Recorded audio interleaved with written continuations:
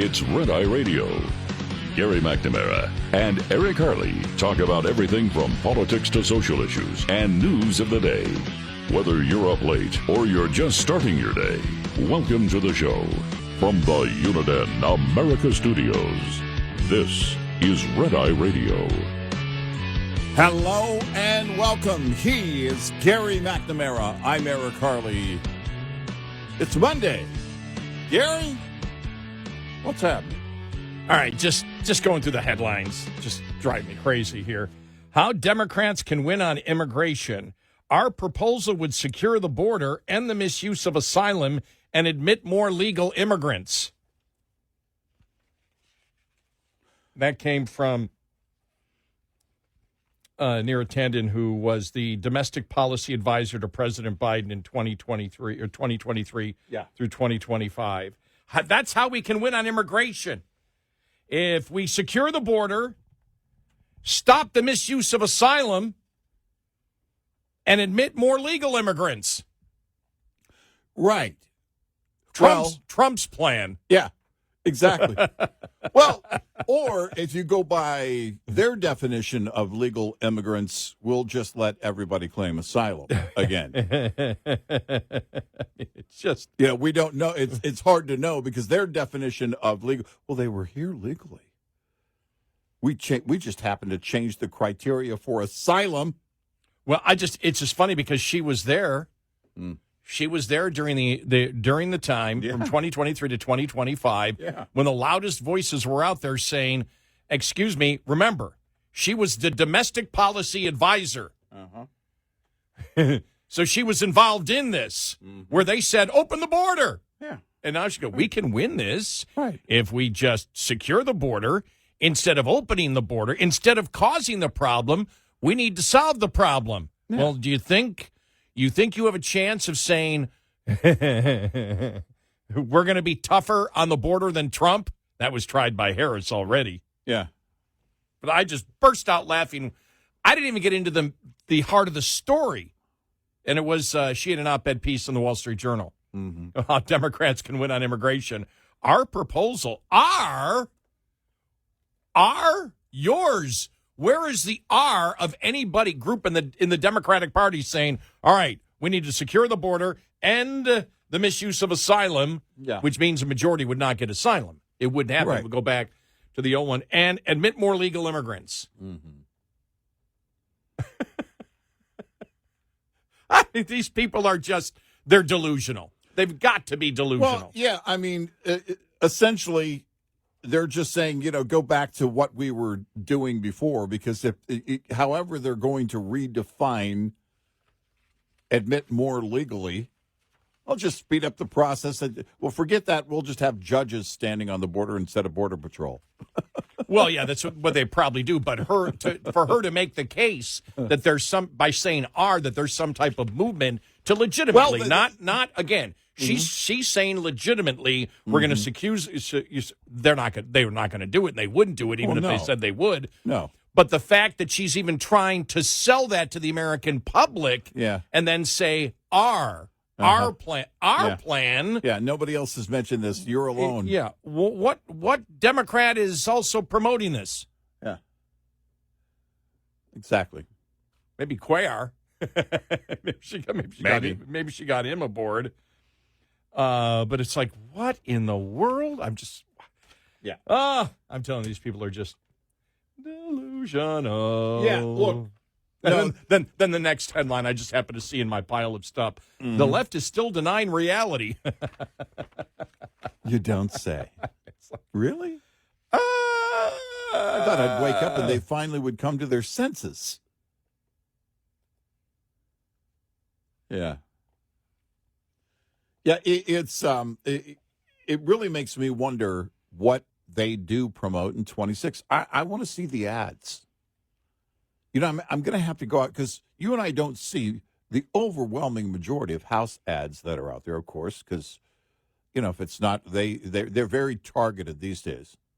It's not just TV and radio. They're all over digital. So it would be based on where you're located. You're going to have to basically search to see somebody's ad unless you live in their district.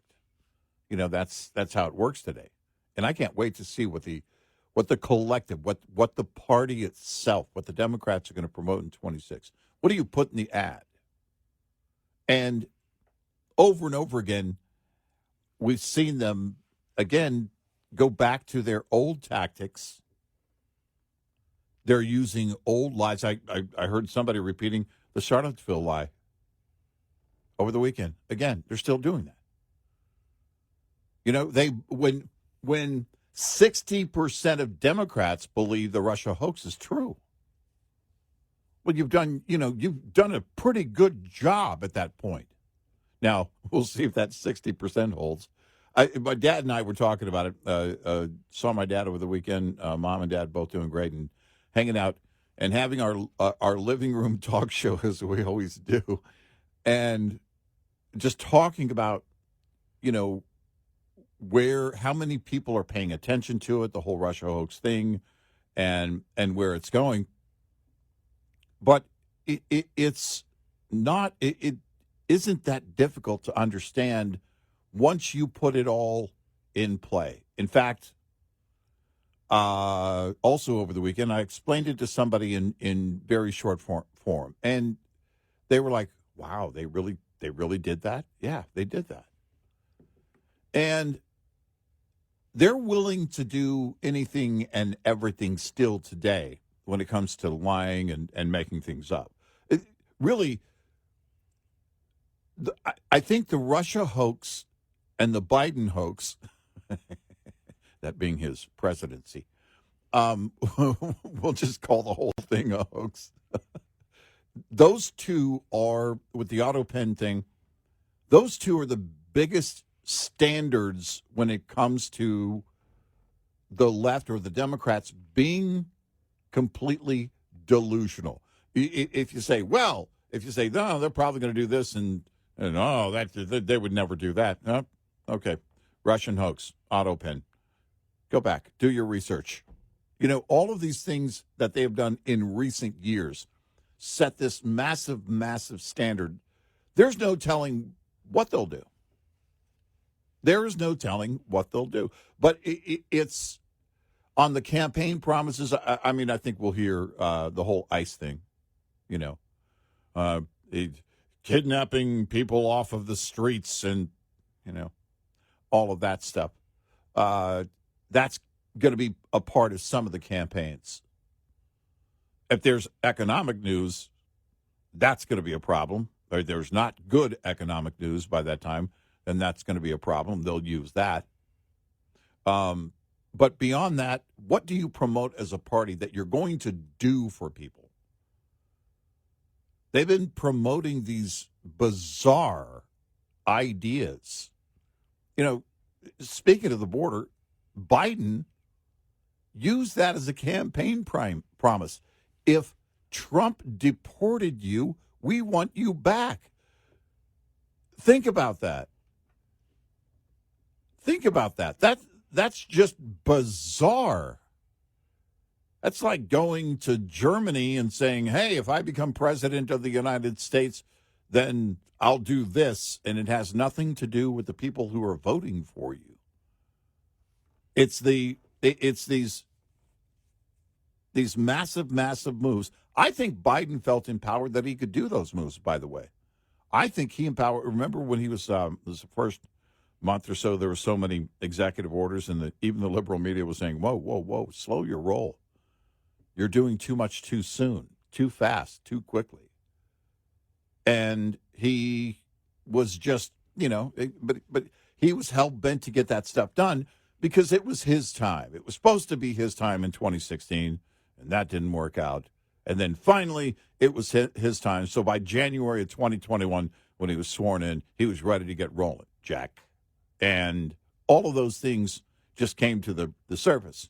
And I always felt like he was looking around at the party going, what? These are the things you guys wanted to do. And now it's just so far off the deep end, there's no telling what those ads. I'm just very curious as to what's going to be in some of those ads, what they're going to promote as a party. The anti-Trump, the us versus the GOP, that's a given. what do they promote in their, if anything, in their ads? I think, I saw the headline and saw some of the text. I haven't found the audio. I didn't look for the audio, but it just popped into my head now, where Chris Matthews said, and we have said this too, that the polling out there that shows that Trump is at 37, 38%. We're like, and Rasmussen has it up, anywhere between the last week, so 48 to 51 approval. Right. And the rest have it, and you and I said, somebody's not doing a proper polling here. Chris Matthews almost said that, saying, I don't care what the polls say. The stuff he is promoting is real popular. And saying that really the populist economic agenda from Trump, which is not a conservative economic agenda. Right. It's a populist economic agenda, where he wants more federal control. Did you see, the whole thing with Japan? We already talked about the Japan. We'll talk about the European Union free trade deal. And some of the bullet points, United States did not get what companies wanted. Right. They did not get what the companies wanted from Europe. Right. And we'll get to that specifically, but the whole thing with the Japanese agreement, where it's now cheaper to buy vehicles that really have almost zero American content in from Japan than it is to buy a car in North America. Because of the steel tariffs. And then here, he said the steel tariffs are going to stay the same, by the way. Right. I suspected that would be the case. There were others last week said, that I expect him to change on the steel tariffs and aluminum tariffs, and I'm thinking, no, I don't see him doing that. But on the trade deal, and by the way, I think the trade deals are going exactly the way that we thought they would.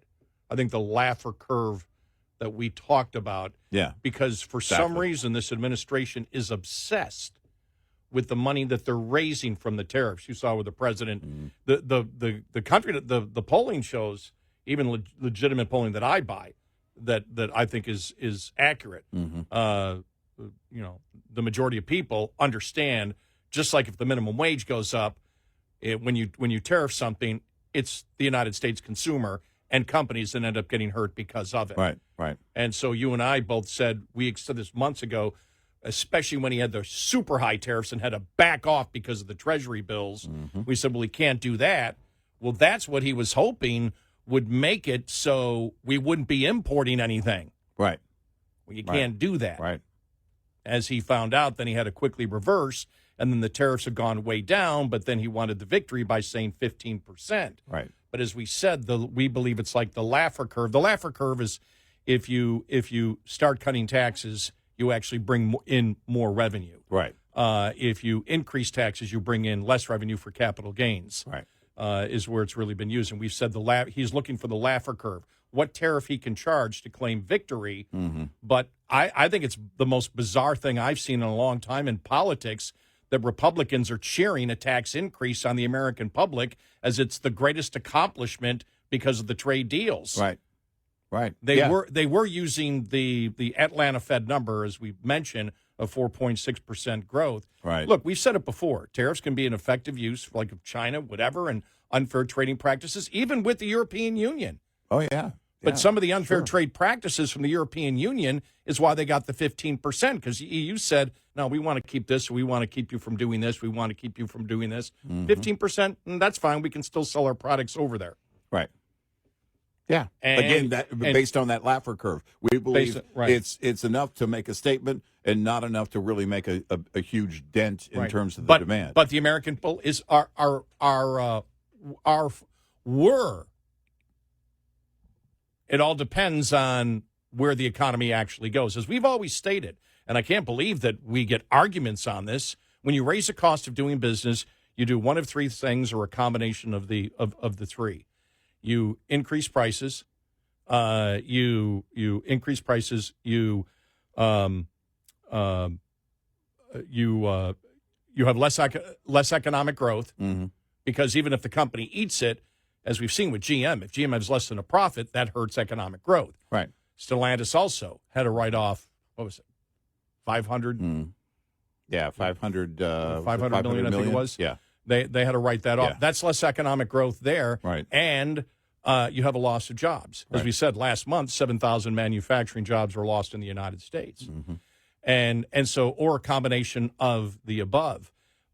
It's interesting because I find some of our listeners want to have the argument about what inflation is. Long-term inflation is caused by Fed policy, by printing too much money. But inflation is the increase in prices. Right. It's just the long-term inflation that you see, the long-term increase of 9% that we saw is caused by too much money chasing too few goods. Mm-hmm. But inflation overall, whether it's 2 or 3%, does not have to be on Fed policy. It can be on a ton of other different things. Right. And so, that's the concern. It's not just the money that you raise that you tax the American public and American companies on, because even the administration had to admit, okay, yeah, American companies, will eat it. And that's why the president was saying, Walmart, you can't raise prices. Amazon, don't raise prices, mm-hmm. because he knows they're going to. Right. And in fact, some of the big box stores, I think Walmart was included in that, were actually warning about that, saying we can only, hold the line for so long and make adjustments on our end for so long to remain competitive. At some point, we have to remain profitable, and that next adjustment is raising prices. More to come, 866-98 Red Eye. This report is brought to you by Shell Rotella. With advanced synthetic technology, is designed to help keep your rig running with more mileage and less maintenance. On a hot summer day, the last thing you want to feel is a blast of warm air when you turn on your air conditioning. A malfunctioning AC system will leave you uncomfortably shifting in your seat. Not to mention, it can affect the safety and performance of your entire vehicle and your productivity. Keep your AC system running smooth and your deliveries on schedule this summer with the following maintenance tip. Make sure the condenser on the front of your cab is clean and double check that your compressor belt is tight and in good condition. Coming up, more with Gary McNamara and Eric Harley. It's Red Eye Radio.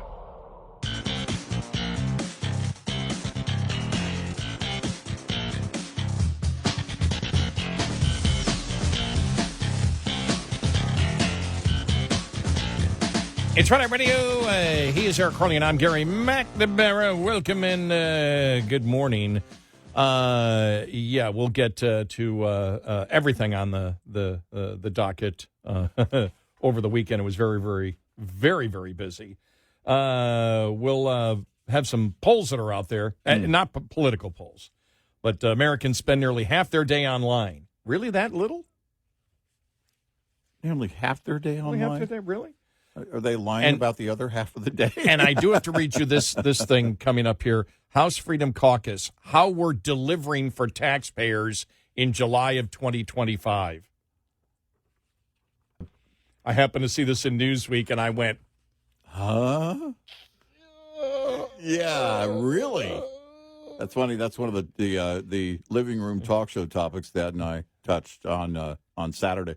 There it is. Significant savings in the ever-growing federal spending appetite were enacted in the the BBB, the OBBB, the one big beautiful bill through sustained work by the Freedom Caucus and other fiscal hawks. Yeah.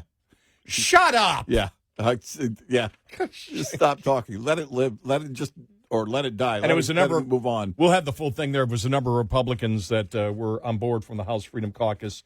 Signed, even Chip Roy signed it too. But we'll get to that coming up because it's like, oh come on, please. Yeah. I Let's don't not think pretend. Yeah. I don't wish to vomit on the air. Yeah, exactly. We tried to stop doing that a long time ago.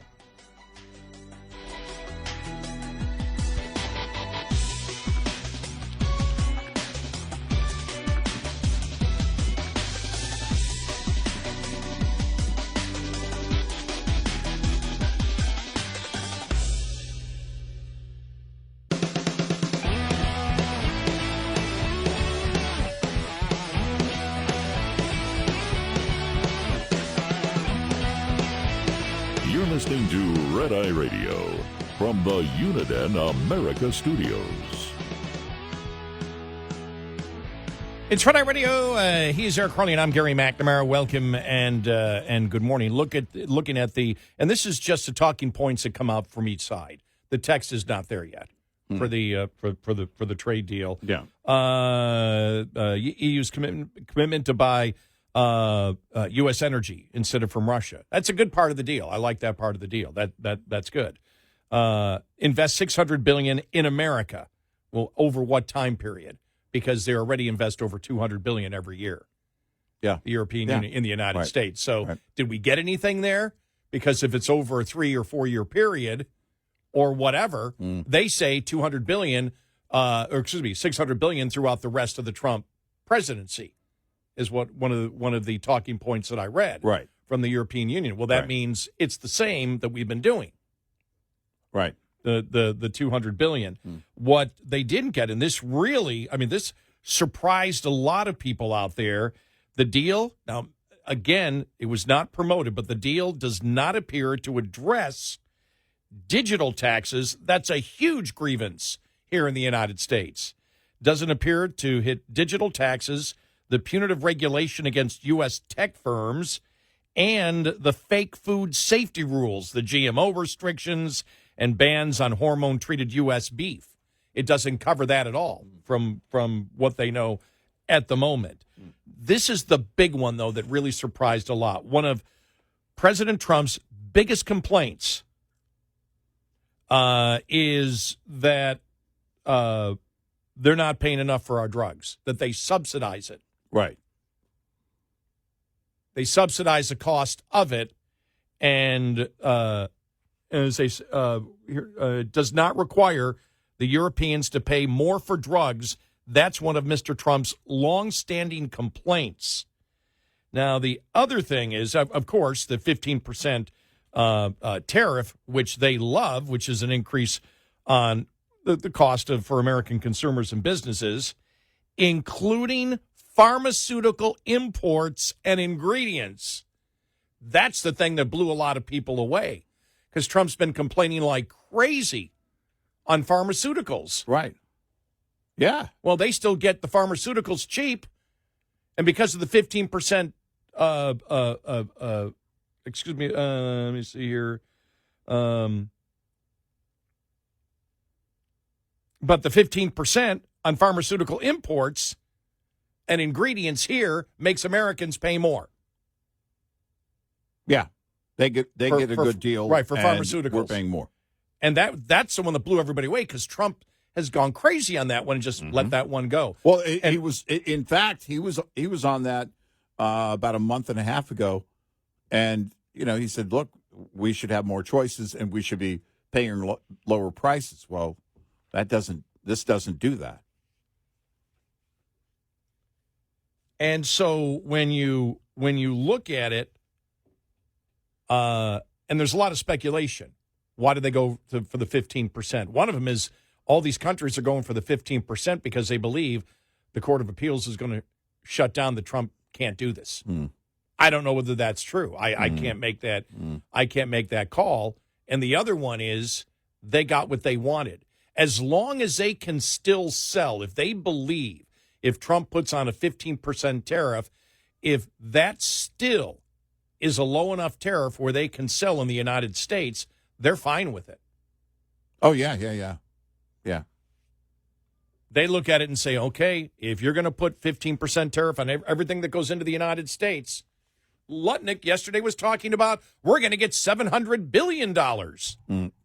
Yeah. Now, when you look at it overall, because we've actually done the numbers, the $700 billion was, what was it? Was that the 45% tariff, I think, or 25 to 45? Because we had done that, and then they came up with the same number. We had said what the number would be. I think it was 25 across the board. Was that the 25 across the board that would lead to? Okay. Yeah, with all major trade partners. All right, and that would have gotten $700 to $800 billion because that's when they were saying, we're going to be able to get rid of the income tax. And we said that's a load of horse manure. Right.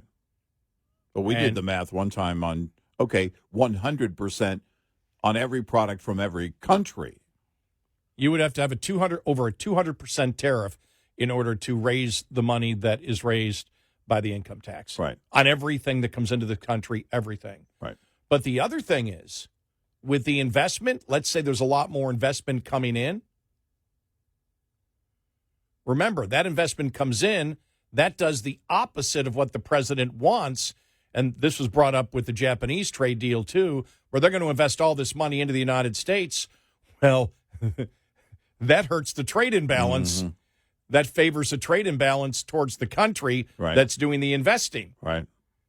And so we've asked the question, I don't know what the president wants, except the only thing that he seems to be consistent on, and so are his subordinates, is they think that taxing the American public is the greatest thing that has ever happened in trade. And they're not talking about, you don't hear them talking about all the jobs are going to return here and manufacturing is going to come back. You don't hear that talk. What you hear is we've raised all this money, and then Friday, I think, when they knew some of these deals were coming through, they threw out, well, okay, maybe there'll be a check, a rebate check to Americans, but that would be very small because we're going to pay down the debt. Well, the other problem is if you have reduced economic growth, remember the growth that they talked about that would balance the budget would be 3% or over economic growth for the next 10 years. Right. Yeah. It's expected right now that the first half of this year will be around 1% growth. And so growth... And the average for 20 years has been what, 2.2, 2.3? I think it's been 2.3 since 2000. Yeah. And so remember, that economic growth adds to the actual tax base. Mm-hmm. And so it's not just what they raise here in tariffs, but I'm just amazed that something that it reminds me of when Democrats used to promote the fact that the minimum wage is great because people have more money in their pockets and therefore they spend it and therefore the economy goes. It's got to come from somewhere. Well, right, and that's the point. Americans know that's not true. The economy is going to take the impact, as you laid out, in various forms, because at first companies are going to struggle to remain competitive, then they're going to struggle to remain profitable. That's right. So it has to be the economy pays for it one way or the other. Ultimately, it's jobs, it's higher prices, jobs being lost. It's higher prices. It's a combination of all the above, depending on which retailer or industry you're talking about. And also depending on the behavior of the consumer. The behavior of the consumer isn't known until it's in the rear view. And right now, it's an ever-changing game because there are certain things we won't give up. Right? You can charge whatever it is, $1,200 for a phone. Oh, I got to have my phone. Just pay it out monthly. You can charge whatever it is, for, some of these, what would have been luxury items in years past that people say they can't do without. But there are certain items where they'll just take a left turn. The consumer will take a left turn, and then what do? And we just haven't had enough time to know that yet, based on where we're at. Now, again, will the 10 to 15% tariff cause a recession? Not necessarily. It's about if you took the number that they were talking about, $300 billion, which is still would be huge a year, a huge tax increase on the American public. Still, that's like 1% of the GDP. Right. So. And as we've said, what they're trying to find is they're trying to find victory somehow. Because if your goal was to bring all the jobs back to the United States, as was his original goal, his goal was to produce everything. They said it. Produce everything in the United States. We don't need anybody else. Right. Well, you would have to, in order to do that, raise the tariffs, 100%? But you could do it. You could build everything. Now, but when he did that, we saw what happened to the Treasury yields, and there was absolute panic. So after that, it's like, okay, we've always thought they're trying to find the Laffer Curve of tariffs, Right. where you can raise some money and you can use that as a victory, claim that you have victory because you have tariffs on them, but they don't have tariffs on you. Mm-hmm. You allow the non-tariff regulations that keep your products out of that company will allow that to happen in the European Union on these things. And certain things, we won't tariff everything on it. And so, but what do you actually get out of it? What is the goal? If the goal is to bring the manufacturing base back to the United States, that's not going to happen under these tariff levels. No. You might incentivize otherwise. And you can see some of the folding in of the, claiming, well, this is done because of what we're doing here. Well, sometimes it's done because companies believe it's a better idea to manufacture in America, to serve the largest consumer base in the world. Oh, yeah. And so that's been going on for quite some time. If you were to push it, again, you want to go 100% tariff, then you might be able to get there. The problem is, again, on 100% tariff, you're going to change the consumer behavior completely. Well, and that's what they can't account for. Well, look at this. This or is, don't account for. We brought this to you last Friday. This is a simple one about the Japanese deal because this blew away. Everyone's like, what in the world's this? Mm-hmm. And right now, under the deal with Japan, and this is according to the lobby for the automobile manufacturers and the UAW. They're like, what are you doing? You're making it so a car made in Japan with Japanese content, hardly any American content in that vehicle is cheaper to sell in the United States than a car that's made in North America with many more American parts and a lot more content. Right. Because of the steel tariffs. Right. Because the steel tariffs are 50%, and they don't have to pay that on the Japanese vehicle coming over. And so much of a vehicle is made from what? Steel. And so more and more, it's plastic. Or maybe that's the game. Or a hard composite material. Yeah. But that was, and it's just like, what we don't, and it's like, but it seems to be the only thing they're concerned with now, because this has been the longest time that they have held on to a narrative. And the narrative is tariffs are raising money, and as of last Friday, maybe you'll get a check, but it'll be a small check. And it's wonderful that we're raising the hundreds of billions of dollars every year from the tariffs. Yeah. Well, as I said, people will be okay with the tariffs if they can see manufacturing jobs growing in the United States. And if the economy is going well and the GDP is moving forward. Right. You got three things this week. I think another inflation number, unemployment, and the GDP for the second quarter. Right. All coming out this week. So we'll see where it last week goes. of July, that's weird to say that we're, heading into August. But, again, and it felt like they're trying to get a lot of these trade deals announced in a short period of time. It seems like that August 1st deadline is real. Let's announce. So when the EU thing came across, it was like, yeah, everybody was expecting announcements, and we might even hear more between now and Wednesday. We'll see. 866-90-RED-EYE. Lines open for your calls. 866-90-RED-EYE on Red Eye Radio.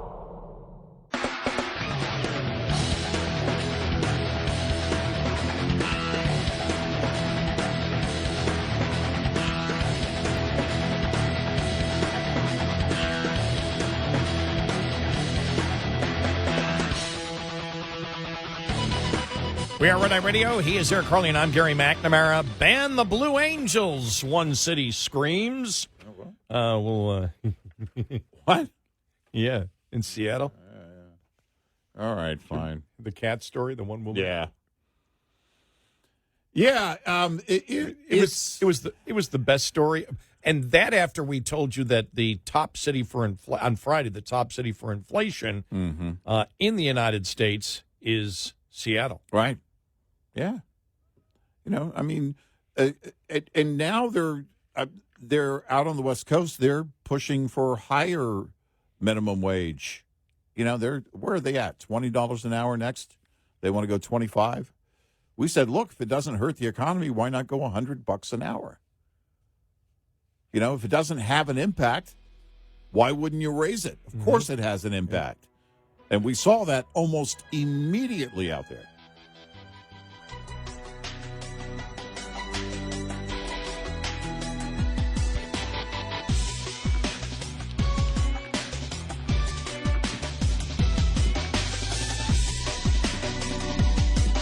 Top of the hour news is brought to you by House Products. Visit houseproducts.com. This is Red Eye Radio on Westwood One.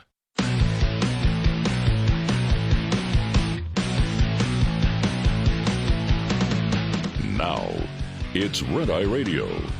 Gary McNamara and Eric Harley talk about everything from politics to social issues and news of the day.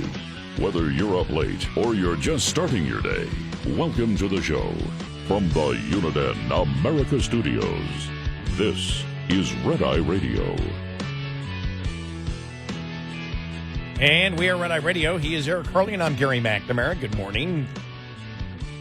Well, it's getting hot around here now. It's turning to summer. What happened? I know. I was finally the week that August begins. Yeah. I was yesterday. I had a tree that started growing in my yard just naturally. It just appeared one day, and I let it grow to be like 10 feet high. I had to cut that down, then trim my other tree yesterday. One of my trees, the other one is just less than a year old. I'm telling you, it was hot out there. Yeah. It was like halfway through it, I'm like, why didn't I just have the guy? Right. Call the guy. Why did I call By the the way, guy? we have there's a guy that does my next door neighbor's yard, and then my neighbor that lives behind me, the one that is a guitar tech, professional guitar tech. He does his lawn, and he helped me one time. I was planting actually 31 Japanese boxwoods in the ground, and I just needed the help with the digging part, and I marked everything, and he helped me. Great guy. And we've kind of become friends since, and every once in a while I'll see him over there working at my neighbor's house, and we talk, and he's a great guy. And I keep thinking in the back of my mind, okay, look, he can get it done. He does a great job. He's the guy. And still I haven't pulled the trigger on that one yet. I think to myself, now about August 15th, I may change my mind on that. But I've found that I have to do it like very early in the morning.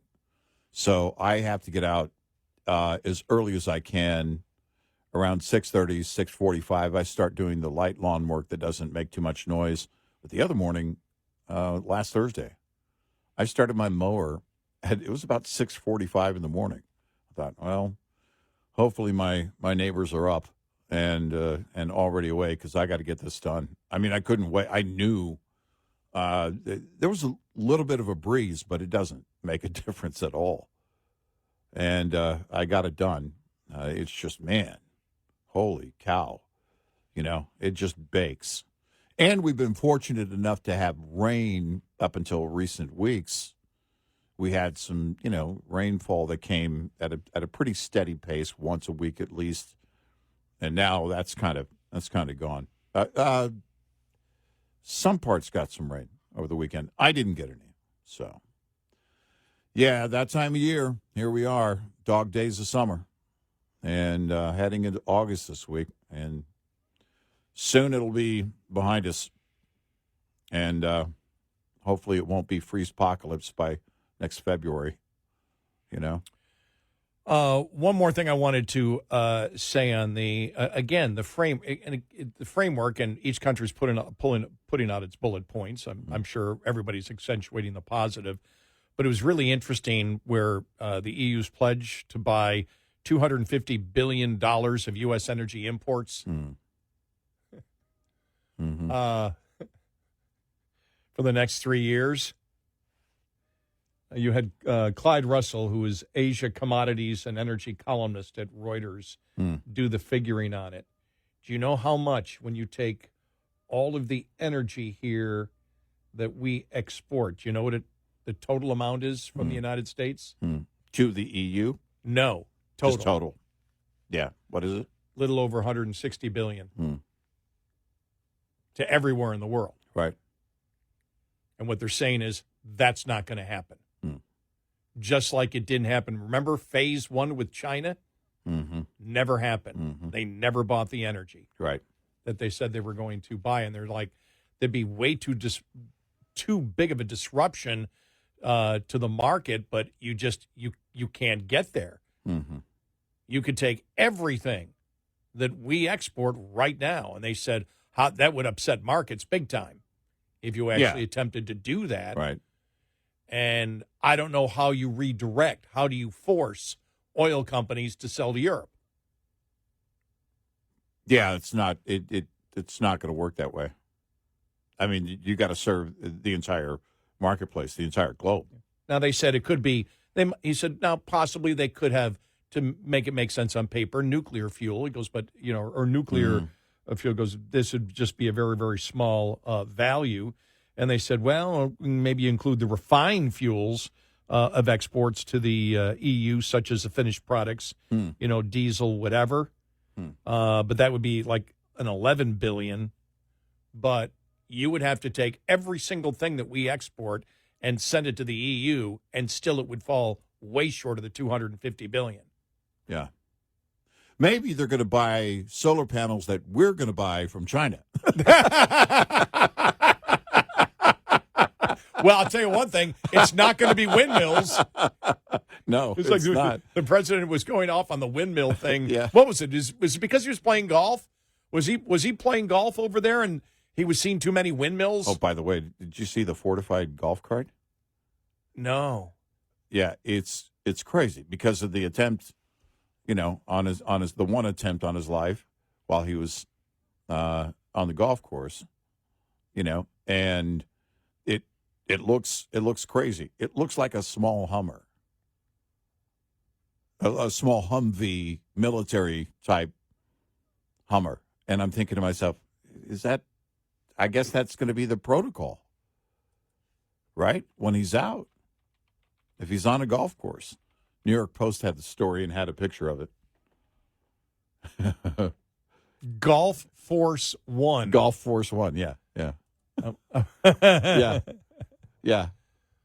Okay, I'm looking for. Okay, they don't have a picture of it here. Let's see here. None of these are all normal ones I'm looking at. Yeah, here it is right here.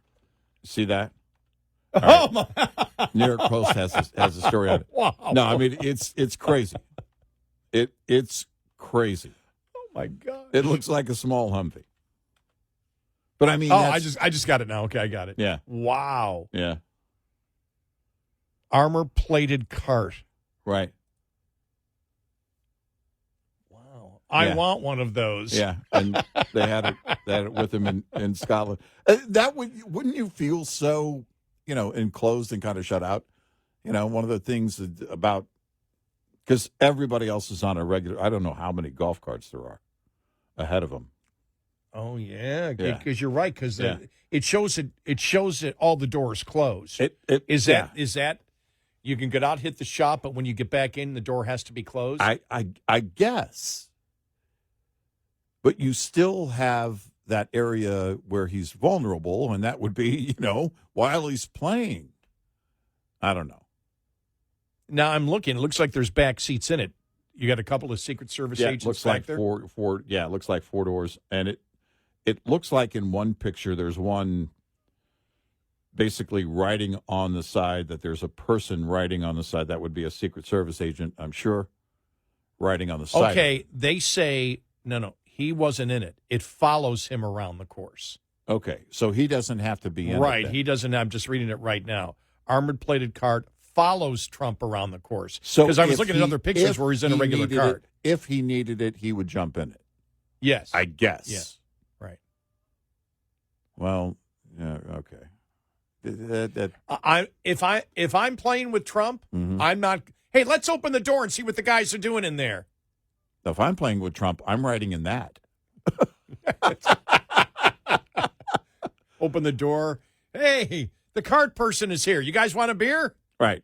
Well, if I'm playing with Trump, I'm riding in that because if I'm going to be delusional to think, that I could play with Donald Trump when it comes to golf, because I don't play golf, then I might as well be delusional enough to think I could be in Golf Force One. Yeah, because I was looking at it. That must carry Yeah. certain equipment that would be necessary to protect the Well, there's president. probably a couple of Secret Service agents in there, and it's to quickly get him in there if there's any shots that are fired at him or they hear anything. Boom. Yeah. They just they probably stays right behind him. Yeah. Unless it's just the cart girl. Right. Exactly. Okay. Here's a question I have. By the way, I If- would if- love to have one of those. If They I- look really cool as I like an know. off-road kind of thing. If I play golf with Trump, can I Yeah. have a beer? Are you allowed to drink with Trump on the golf course? He doesn't drink, or He doesn't drink, No. but I don't know. can I have a beer? I don't know. Now, I I don't really know. don't drink on the golf course unless I've had it with my game. Yeah. It's like I can't just hit it today. And Yeah. so probably never more than one, because it probably opens up the 13th or 14th hole where I'm like, this round is a waste of time. And I drive back, but we're on the other side of the golf course. Oh, there she is. Yeah. Hey, cart woman, Yeah. give me a beer. Follow me. What? The entire time I'm here, please. Could you make it domestic, please? Right. Yeah. Yeah, exactly. Wow. Yeah. Speaking of golf, by the way, Adam Sandler, Happy Gilmore 2, I saw that. hit on Netflix. John Daly's in it. Oh yeah, I heard it. I saw. I just saw a clip of it, and it looks like he does a pretty good job. Looks like. I mean, it looks pretty funny from the previews. I guess we'll see, but it looks like I thought John Daly's pulling it off. There were a couple of just very small scenes with him in it. He was doing math. He came up with something, and he just did the math all wrong. And Sandler goes, "No, John, that's completely the math. Your math is completely flawed." But I thought of you when I saw that. Well, it was late last week because I saw this too. Glad you mentioned him, because John Daly's son won the Southern Open, which is amateur tournament. Okay. But it's one of the premier. That along with I think the Porter Cup in Niagara Falls, or some of the. There's a couple of other ones too. How old is his son? That he'll be a senior in college this year. Okay. All right. And he won it, which means that makes it so he gets into the U.S. amateur golf tournament. But you're playing some of the top college golfers out there, and he won by like 4 or 5 strokes. Oh, wow. He's Scotty Schefflered the field. Yeah. All right. I'm gonna Scheffler your butt all over the place Man, today. you totally Schefflered that. It sounds like the opposite, doesn't it? Sounds like you didn't do well. Ooh, you Schefflered that, man. Ugh. Yeah, and the thing is, I'm never going to get any. I want the specs on Golf Force One. Golf Force One. I want the specs on that machine. Yeah, right. Yeah. Well, look, we'll be able to get the specs once Mamdani wins the presidency in 2028. Yeah. Oh my gosh. He's going to have to try. If he doesn't win New York City, or if he does win New York City, inevitably. That's a great point. I mean, I've known this in the back of my mind, but inevitably, and it won't be long, Mamdani's going to want to run for the top office. Yeah. Can he run? I think he's a naturalized citizen. I don't think he can run. Okay. All right. I was wondering about that. Yeah. I was just having fun. And isn't he, how old is he? He's only 30. He's 33. 33, so it'd be 2 years anyway if you were. Yeah, he's a citizen of Uganda and the United States. So, all right. So he was born in Uganda. Mm. But yeah, so I was just having fun. Wow. It's like, we dodged one on that one. Well, the thing is, once he gets done with New York City, and it's such an incredible success, the next thing would be. I still see that argument, by the way, going on social media. He's not a communist. He's a democratic socialist. Yeah, and the difference is right. Could you be precise? Well, it's a weird way. It's almost. It almost has me thinking that some are trolling it, calling him communist just for the sake of pulling it out of those who are defenders of him and have them scream, he's a democratic socialist. He's a democratic socialist over and over again. Not me. Yeah. No, he's a communist. He's a commie. Yeah. In fact, we had to correct ourselves. Yeah. Because we said commie pinko. Yeah, he's not just a sympathizer. And no, a commie pinko is a... And that was my fault. I just wanted to use the word pinko since I hadn't used it, I don't know. When did the Cold War end? Yeah. I haven't used it since the late 80s. I was going to say, for those under the age of 50, pinko's not a game on The Price is Right. So just to be clear. And I went, here's a commie pinko. And then I went, oh, wait a minute. No. Pinko is a communist sympathizer. Yeah. No, he's a commie. Yeah, right. He's not a sympathizer. Now, he may also sympathize. He may be a pinko and a commie. Or a pinko commie. He's a commie, pinko commie. Ah. Okay. Yeah. He really means it. I don't think I've said commie as much since the day before the 1980 U.S. hockey game. Beat the commies. Beat those commie bees, right? As that one telegram said. That right, yeah. I saw the other day Mike Ruzioni. I was going through YouTube, and all of a sudden there's Mike Ruzioni, and he mentioned that telegram. Yeah. He said, remember, there were no cell phones. We walked out of that locker room, there were all telegrams. Yeah. And I when he was saying that, I went, you need to explain what a telegram is. Exactly. Right. I mean, these days you have to explain what a landline is. A telegram, what? Let's talk Morse code. Yeah. You need to explain that. Exactly. So is my Morse code job going to be taken by AI? Yeah. Oh, your code job is. I don't know if your Morse code job will be, but it wouldn't be too hard for AI to figure out Morse code. Beat the commies. Stop. Go USA. Stop. We need to go to a break. Stop. 866-90 Red Eye. Brought to you by FPPF, Fuel Power Max. Owner-operator Mike Nichols is leased to Wayne Transports, pulling in their dry bulk division today after decades in business for himself. Speaking to Overdrive's Todd Dills recently, Nichols offered a word of advice to any company driver planning to make the switch to running as an owner-operator. Unless you've got access to family money or otherwise independently wealthy, he noted. As a company driver, you need to be thinking about startup capital and down payment. And I would just say that you need to treat that like you would firewood. Save what you think you might need and then triple it, if not quadruple it.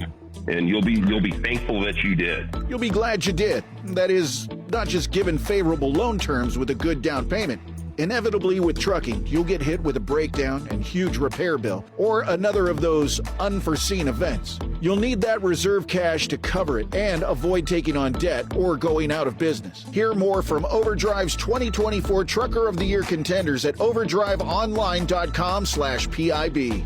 Brought to you by Shell Rotella. With advanced synthetic technology is designed to help keep your rig running with more mileage and less maintenance. We'll be right back with more Red Eye Radio with Eric Harley and Gary McNamara.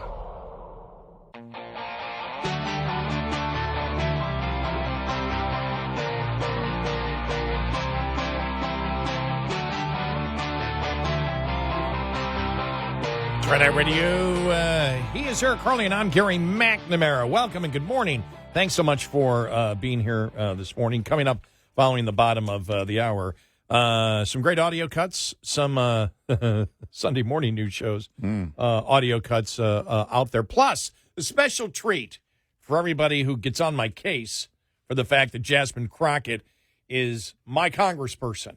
Yeah, we still don't know why you voted for her. Yeah. So now they would get on your case. Well, yeah. Listen, she was the only one on the ballot. Well, I can honestly say I didn't vote for the Republican in the last election. Yeah. There wasn't one. Yeah.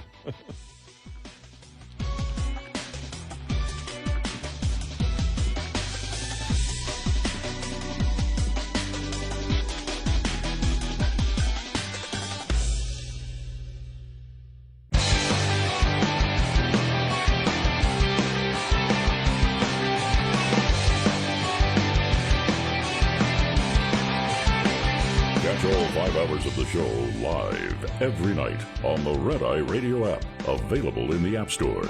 Red Eye Radio. We are Red Eye Radio. He is Eric Harley, and I'm Gary McNamara. Download our Red Eye Radio app today, and you can listen when and where you choose.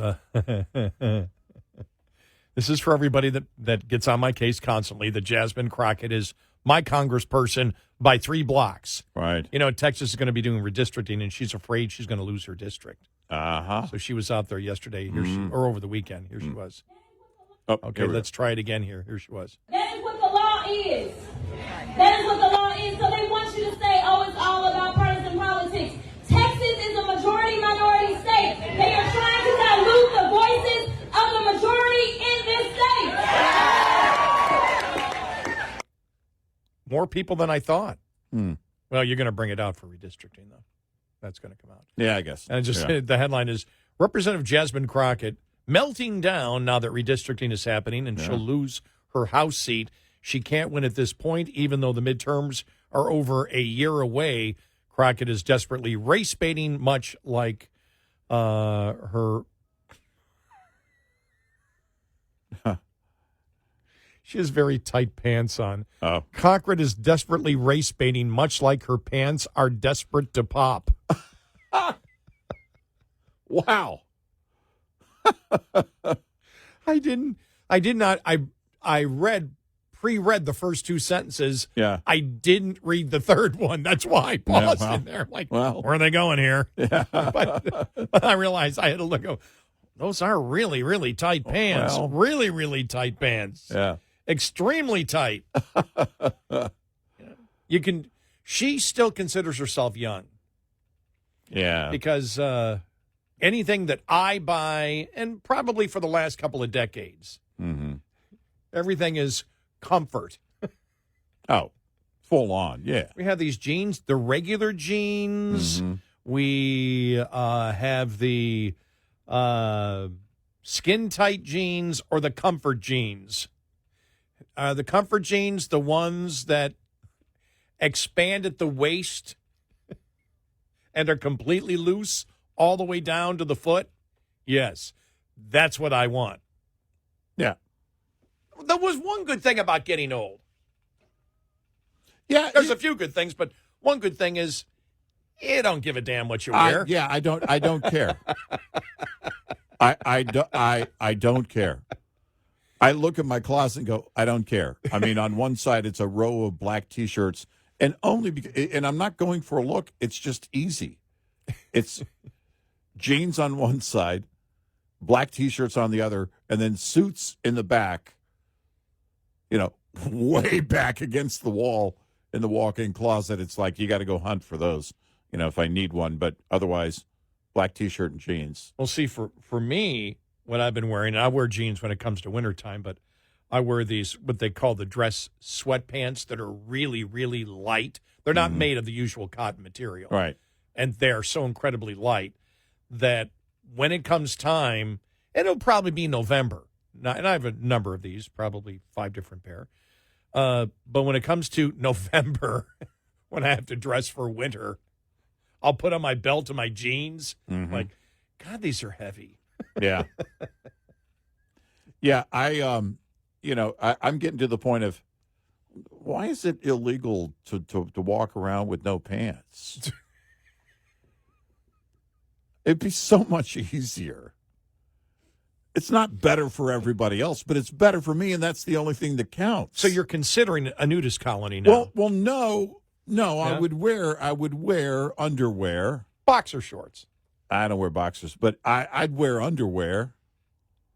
You know, and and then I think to myself, oh, this is why sometimes they find old people walking around in their underwear. Gary, do not do theater of the mind. Do not do theater of the mind. Yeah, no, you don't have to. Yeah. No. Yeah, exactly. But this is why, occasionally you'll find an old person walking around in their underwear. I see people. By the way, when I leave my house, here's the weird thing. So I got these athletic shorts and T-shirt that I wear, for mowing the lawn, doing yard work. Mm-hmm. I won't wear that to a store, though. I'll be parading in front of my neighbors for a couple of hours doing my lawn, but I won't get in even going through the drive-through at like the pharmacy drive-through. I won't put on my athletic shorts and T-shirt just to run down to the drive-through, because it's like, well, I might have to get out of the car. I might have to actually, and so I actually do care about people seeing my bony white legs. But at some point, I'll stop caring about that, and then all bets are off. Then I'm going the full-piece leisure suit, a one-piece short sleeve baby blue leisure suit with a built-in belt. Oh, I didn't save it from yesterday. Okay, yeah, I didn't save it.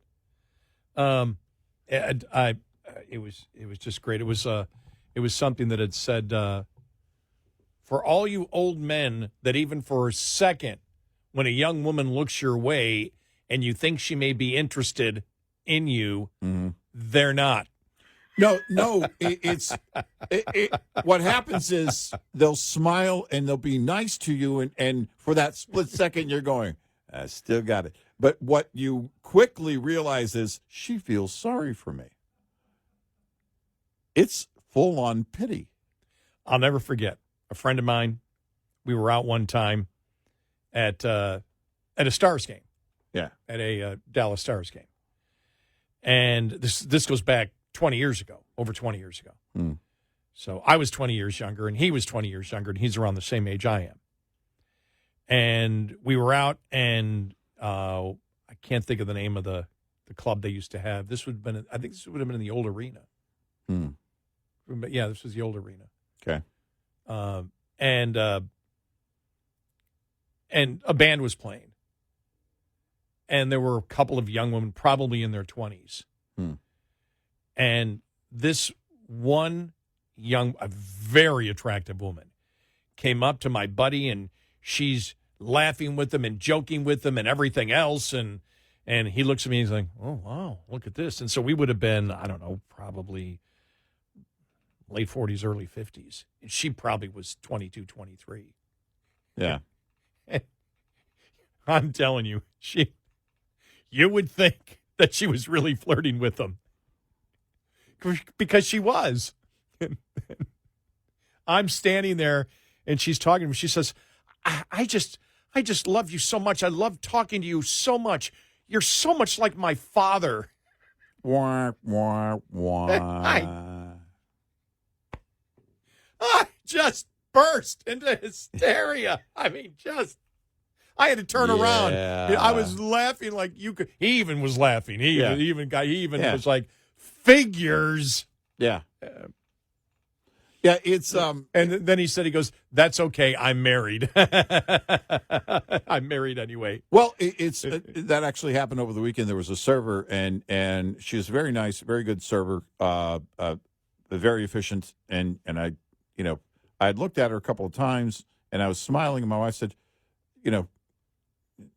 what? What are you smiling about? And I said, she looks just like, one of our granddaughters. I said, she looks just like her. Watch when she comes by. She's like, oh, my gosh. And then so we're both looking at her. It's like, okay, we got to stop this because it's weird. You can't stop. You can't do that. And then we stop and do the old person thing. You look like one of our granddaughters. Can't do that. You got to just not do that. Don't be creepy about it. And am I to the point yet? Because I hardly ever go out at all anymore. I mean, I just don't. I don't. Mm-hmm. I've been just too busy, and maybe I will go out more. Mm-hmm. But I started thinking to myself the other day, and go, maybe I should stop down, to the place right on the river. And I haven't been there.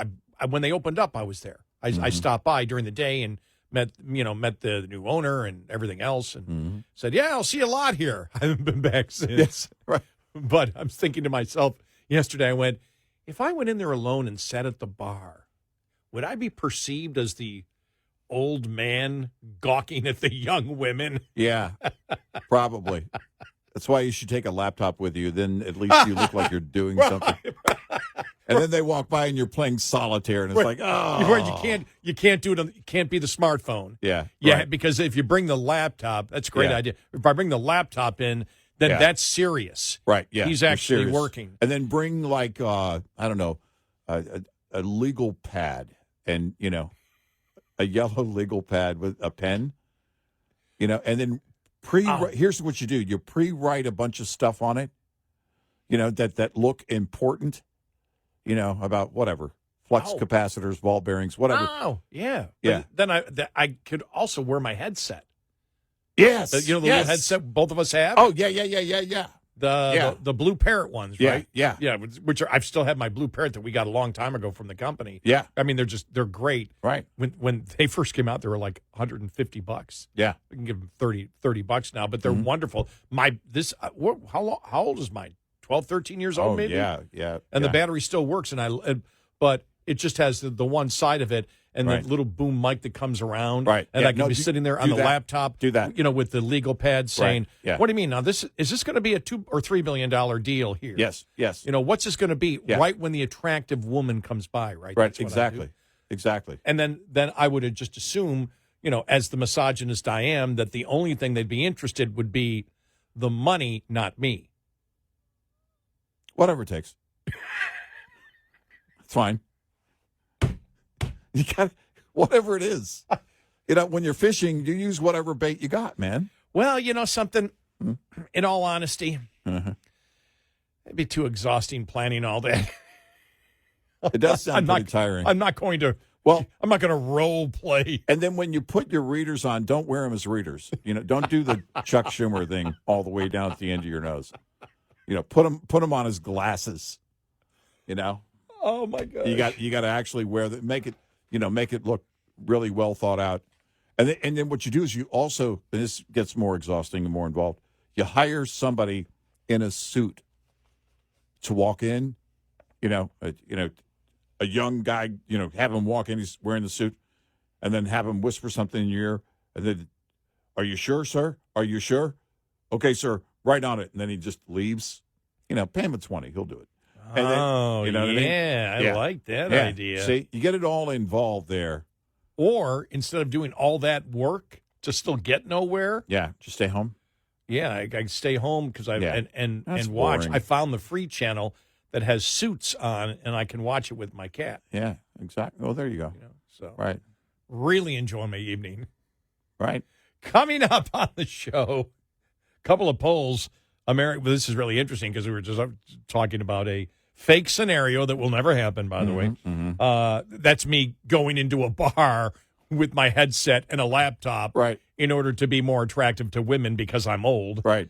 That's not happening. Yeah. But Americans spend nearly half their day online. We'll get to that poll coming up. Latest on Epstein, latest on Russia collusion, and the people of Seattle that hate the Blue Angels. Not all of them. Yeah. But it made it to NBC News. And the woman using her cat. Saying her cat basically scared to death of the Blue Angels. We need to get rid of your stupid little planes. Imagine trying that if you, like, some cat lady lives near DFW airport. Shut it down. My dog can't sleep. Yeah. Yeah, that's going to happen. Right. 866-90-RED-EYE. Get in touch with Red Eye Radio, toll free at 866-90-RED-EYE.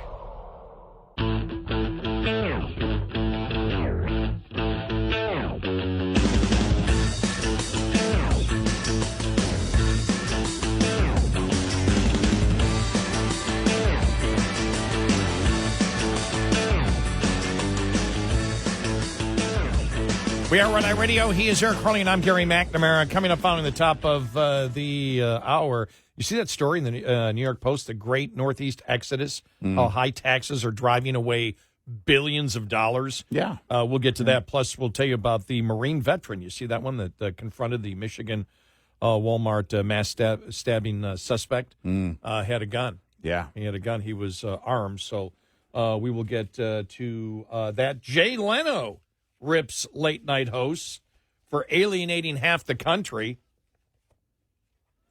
Yeah, this is what I want to talk to the people. It's not half the country. Just do your job. Did you ever see him when he was on Last Man Standing as a mechanic? Oh, yeah. He was great. Yeah, yeah. He was great in that role. I mean, just wonderful. But yeah, it just shows you how much things have changed. We'll talk about that and a whole bunch more coming up. 866-90-RED-EYE.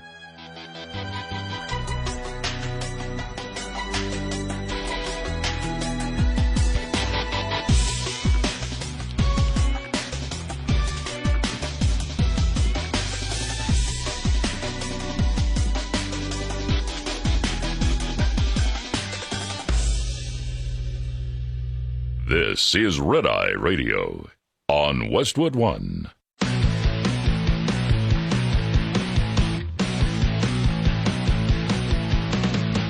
Now, it's Red Eye Radio. Gary McNamara and Eric Harley talk about everything from politics to social issues and news of the day. Whether you're up late or you're just starting your day, welcome to the show. From the Uniden America Studios, this is Red Eye Radio. All across America, we are Red Eye Radio. He is Eric Harley, and I'm Gary McNamara. And the show's getting in the way of my reading. Yeah? Yeah. Now, this is a great article. I mean, probably the best article I've ever... I'm not going to read the whole thing. I'm just going to read a couple of headlines. Okay. Probably the best article we've ever read, ever. Ever? Probably the best article ever read... Anywhere? In talk radio ever. Well, forget about talk. Ever. Ever. In the history of the world. In the history of ever. Here's the headline. Gary McNamara and Eric Harley reflect on 20 years of Red Eye Radio. Yeah. I like it so far. Great article in the great radio trade magazine, Barrett Media. They interviewed us last week. And yeah. To Garrett Seawright over there, who did the interview and wrote the article. Thank you so much. Great job. They do a great job at covering the media, and I think we've a couple of times, in fact, we've talked about some of the coverage that they've had. I forget who said something. Was it Elon Musk or something? And they had the interview, or they had the story about it. They posted it, and then we saw it and was like, oh, okay, that's Barrett Media doing that. I forget who it was. Mm-hmm. I think it's Jason over there, Jason Barrett. I think they do and I haven't really said this about trade magazines much, because really trade magazines at times have almost just become press releases. Yeah. There really isn't, there aren't people, there aren't a lot of journalists, if you're in the media, that are willing to criticize the media. And they will. Right, yeah. And they will. Yeah. And we had talked with Garrett about that because last week, and I had said, the funny thing is, everything I said off the record, and I really didn't mean it, I just didn't. I just said off the record because I don't want to make it sound like I'm kissing butt in the article. Right. You didn't mean it necessarily that it had to be off the record. Yeah. Is what you're saying? Right. But you meant what you were saying, but you didn't. Yeah. But and I said the article he had last week on talk radio hosts and Epstein, I thought was a great, where do you stand? Right. Yeah. Do you, and this is, and I think it was an article about really, and we mentioned this last week, the young influencers who have gotten talk radio shows who believe that their job is just to promote, whatever candidate they want, that they do no wrong. Mm-hmm. And what do we call it? The mega Trumpers, and how you can get burned by doing that. Right. Yeah. And that's what his article was on, about getting burned, by having that approach. And, and we got into that discussion, which really didn't become a part of this article because it was really about you and me just reflecting on really how much we get along. Yeah. And the job here. The job here. And when I read it, I went, nobody's going to believe it. Yeah. Because it just talks about it talks about how much we love working with each other. Yeah. I didn't buy that at all. But it has what we almost the second headline, and I'll post it on my Twitter page in a couple of minutes here. All right. When we this would have been my quote. When we walk out at 5 a.m., you'd think we'd be dragging, but we're just having the most fun and laughing, and that's why we continued to do it. Mm-hmm. Yeah. And that's true. Yeah. I don't do this for the money anymore. No. I don't do it for, I've never done it for the fame. Best quote came from my girlfriend from 40 years ago that when I got this show, we've remained great friends. She was in the media all of her life, too. And she gave me a call. And I think it might have been when we got on Westwood One. And she just said, "You lucky SOB." And I said, "What?" She goes, "You got everything that you wanted." "What do you mean?" She said, "Millions of listeners and almost total anonymity." Like, oh my. Yeah, perfect. Oh my gosh, you were paying attention to me during our relationship, huh? Yeah, it's the perfect scenario. It really is. Yeah, well, I mean, it's sort of like the whole thing with when I related with when Scotty Scheffler a couple of weeks ago did his thing where he said, "Look, it doesn't, the golf is not what defines me. Ultimately, I'm passionate about it. I wonder why I do it." And I went, "Well, yeah, because you like the process and you don't like losing." Mm-hmm. But he likes the process of doing it. Now, this is different because this is one of those jobs that does become who you are.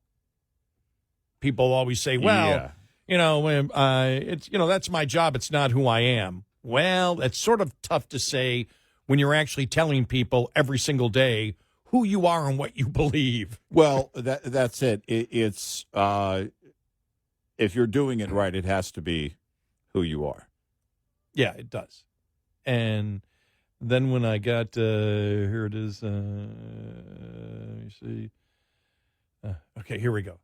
This is the one where I went, who's going to believe this? Because it does sound like, okay, we're doing the press release. Pretend we get along. And here it is, quote from me. "Working with Eric has been the absolute most fun I've ever had in radio," McNamara said.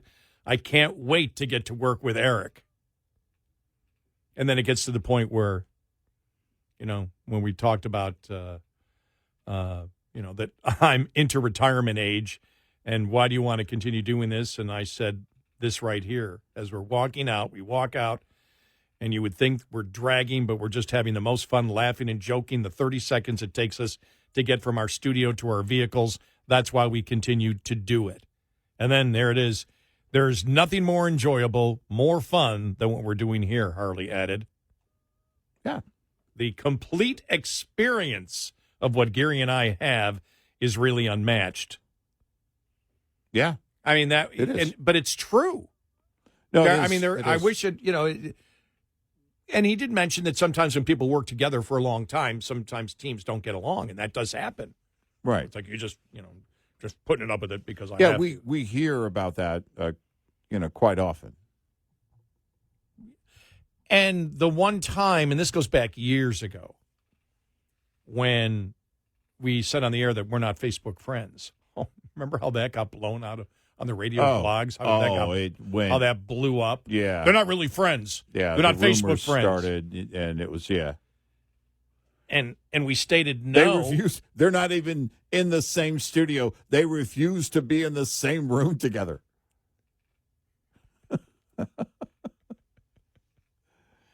Yeah. None of that was true. No. And no. Well, I mean, it was true. We're not Facebook friends, but there was a purpose for that. Number one, Eric's never on Facebook. Yeah. Number two, that's had to be 20 years ago when Facebook was popular.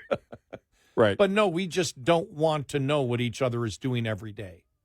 Well, we don't. We want things to be a surprise. It should be a fresh. unique That's experience from each of us, and that's kind of the thing is if we're communicating about something on a story, it's probably a pretty big story, and otherwise it's business related and not a story. Otherwise, it's you come in with your own perspective, and that I think is for me is it drives creativity.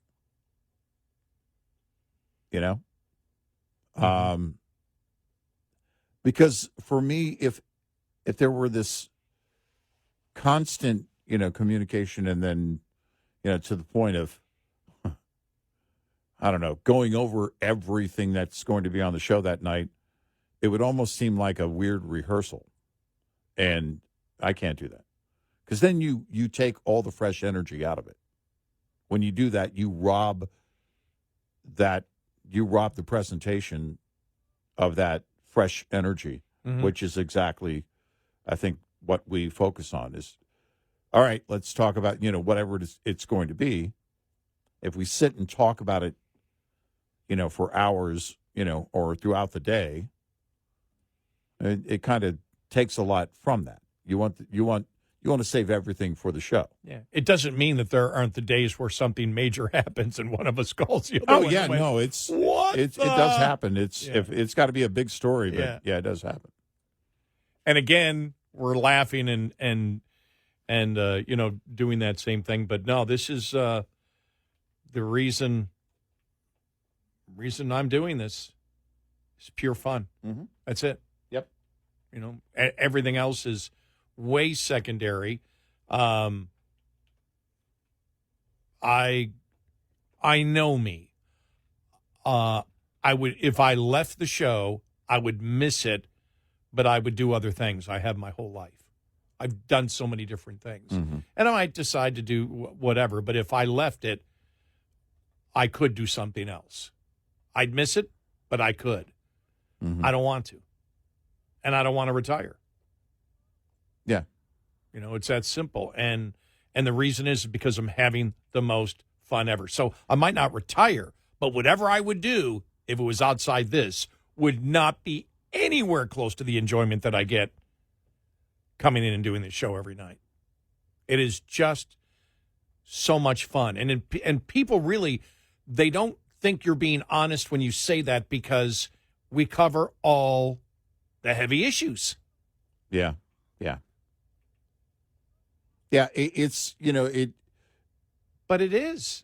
And that's, that's kind of where we talk about having a lot of humor in the show and everything else, and them not stealing our joy. Yeah, we cover a lot of heavy stuff to begin with. So we're going to have as much fun as possible doing it. And if you can't do that, then I think it becomes monotonous. I think it becomes boring, frankly. Clinical. Yeah. Robotic. Going through the motions. And I don't care to do that. Don't care to do that at all. No. So we'll post this here in a couple of minutes on X so you can read it. But Yeah, it is true. When you read it all and you're just like, but it's the truth. And most everything here we've said on the air almost. Yeah, right. Almost everything. In fact, I haven't read anything that we haven't said on the air. But putting it together, we thank them because I guess 20 years, and you and I asked the question.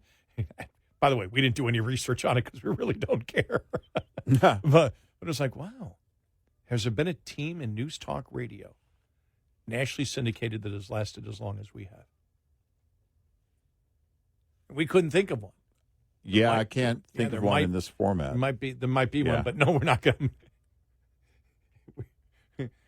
We were very inquisitive of that, but we didn't do any research to find out whether that's true or not. Right. But that'd be cool if we were. Yeah. Because it's been so easy. It's really been seamless. Right. And, we're both, we both feel so blessed to be here. But thanks for Barrett Media for doing a nice piece on us. Yeah. And, that's really, and keep up the great work over there. Greatly appreciated. They reached out to us. Yeah, they did. After weeks of begging them to do it, they reached out to us. They reached out to us, and that was very nice for them to do that. Well, and a couple of years ago, they wrote a couple of great articles on us. Yeah. Some of the stuff that we were talking about. Right. So, yeah, this isn't like the 2.5 Men when Alan paid for an article in the local magazine as a chiropractor. Yeah, right. We did not pay for this. this. No, we did not. No. No, we did not. I will be framing it, though. We would never pay. No. We don't need to. Pay for publicity? Oh, I can get free publicity. We have. Just wait until I quit wearing pants. I'm going to get lots of free publicity. Over 300 stations that carry us. Yeah. We've got the Red Eye Radio podcast. We don't need to pay for no stinking PR. No, we don't need that. 866-90 Red Eye. Coming up, more with Gary McNamara and Eric Harley. It's Red Eye Radio.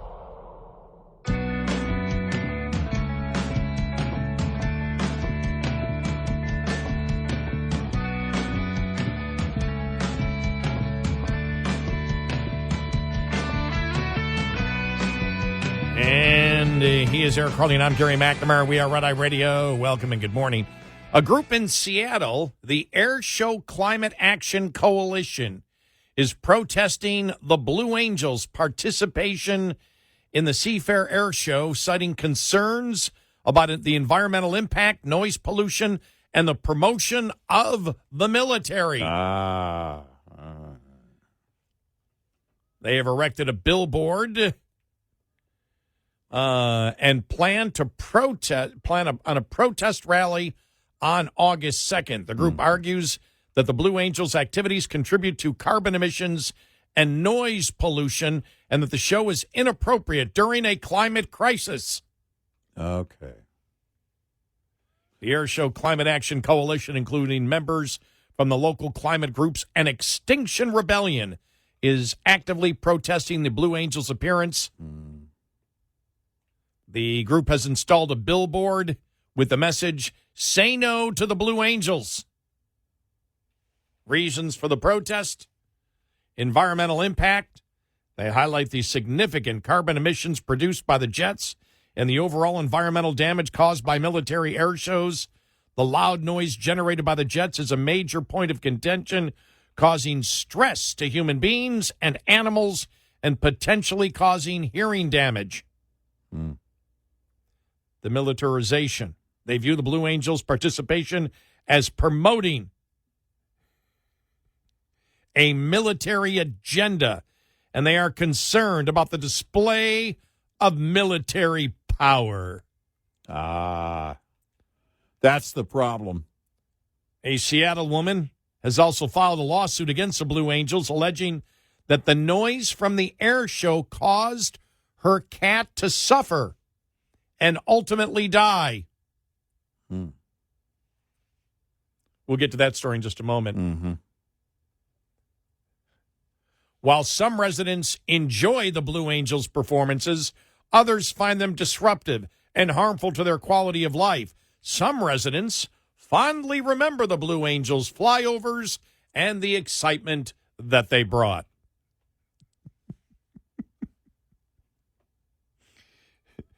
Now, where we're going next is the best ever. Okay.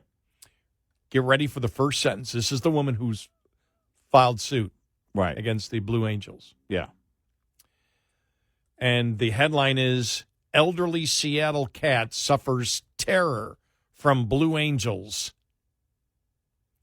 The final days of a Seattle cat were spent in terror due to flyovers by Blue Angel fighter pilots before squadron leaders blocked the feline's human mother. That's the thing that got everybody going on X. Blocked the feline's human mother on social media in an act of cowardly censorship, she said in a lawsuit last week. Layla was 14 when she died on August 11th last year following a battle with heart disease, which was allegedly worsened by the Blue Angels flying overhead. The plaintiff, Lauren Ann Lombardi, said in her federal lawsuit. Blue Angels, by the way, there's a U.S. Navy flight demonstration squadron. They've been performing the aerobatic maneuvers across the U.S. since 1946. Stop with your effing blankety blank. You're terrorizing my cat and all the other animals and wildlife. Nobody gives a blank about your stupid little planes. And after she wrote it, they blocked her. Right. So she is filing suit against the Blue Angels for censorship.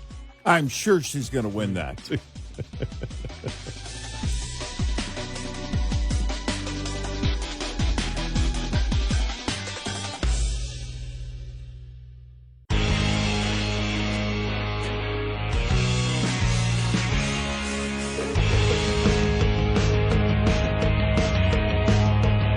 Observing and analyzing the insanity. Eric Harley and Gary McNamara. Nightly on Red Eye Radio. Well, I guess, according to Deep Voice Guy, we shouldn't be laughing all the time if we have to analyze the insanity. Well, doesn't sound like a very fun job, does it? when you say it out loud, I know. it doesn't sound fun. All right, so I'm reading more on this woman. We were telling you about the group that's put up a billboard to stop the Blue Angels from performing in Seattle. Then we told you about this woman who filed a lawsuit against the Blue Angels. Right. Because she was cursing them out. Now, I don't know where she lived, but she was cursing them out and wanted them to stop a couple of years ago, I guess, with their performance because it bothered her cat. Right.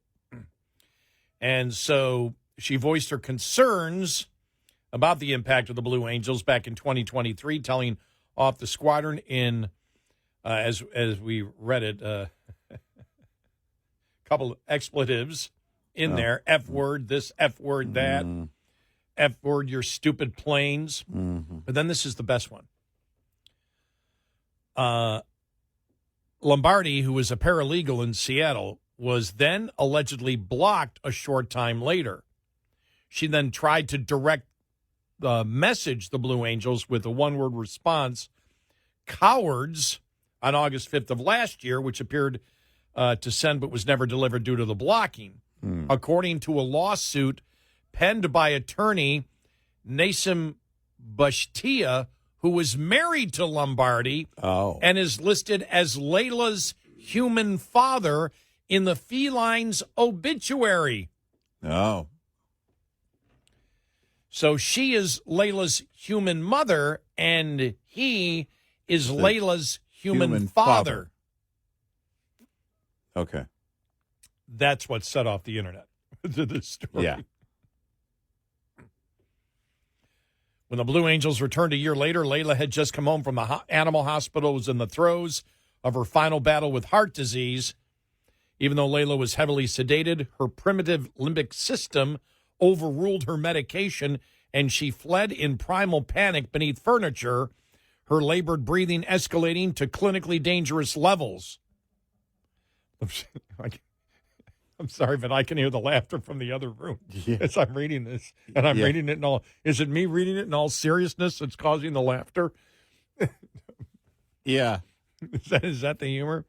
Lombardi put thick blankets in the windows and physically put her hands over Layla's ears to no avail as the cat's walnut-sized brain was stricken by pure, debilitating terror, the lawsuit says. Okay, I those have are a in question. quotes. Those are in quotes, yes.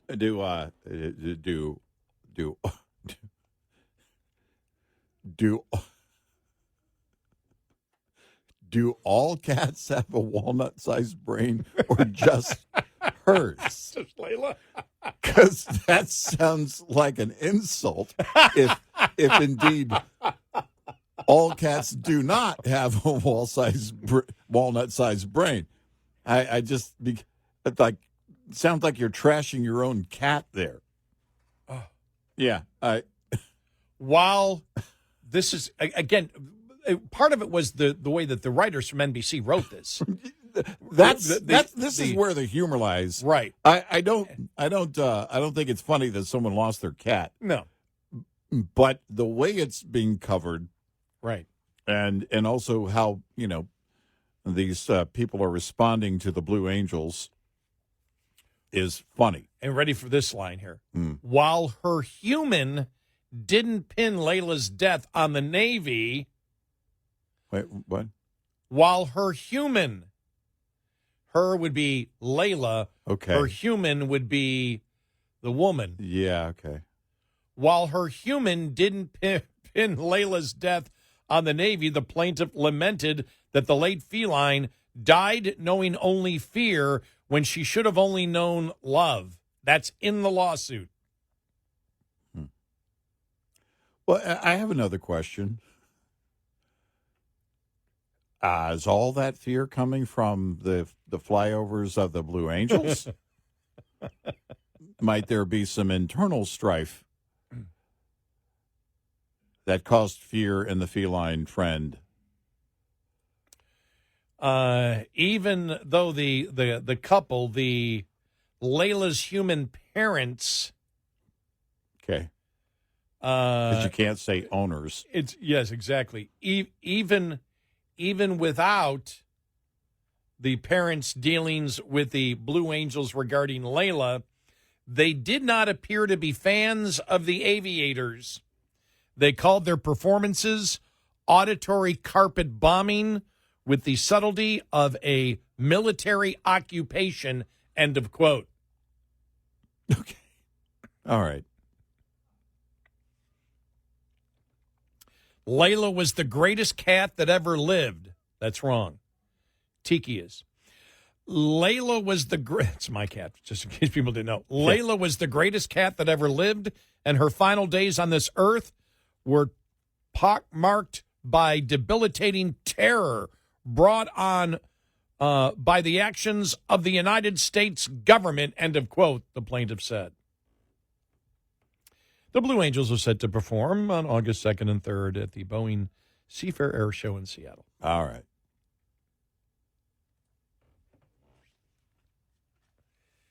There you go. I'm surprised there aren't more stories and lawsuits like this, not regarding just the Blue Angels, but also, well, anything Trump.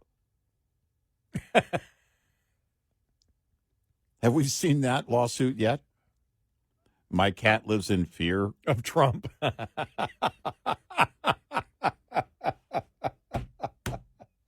I have a Persian cat, and he's afraid that he might be deported or something stupid, something like that.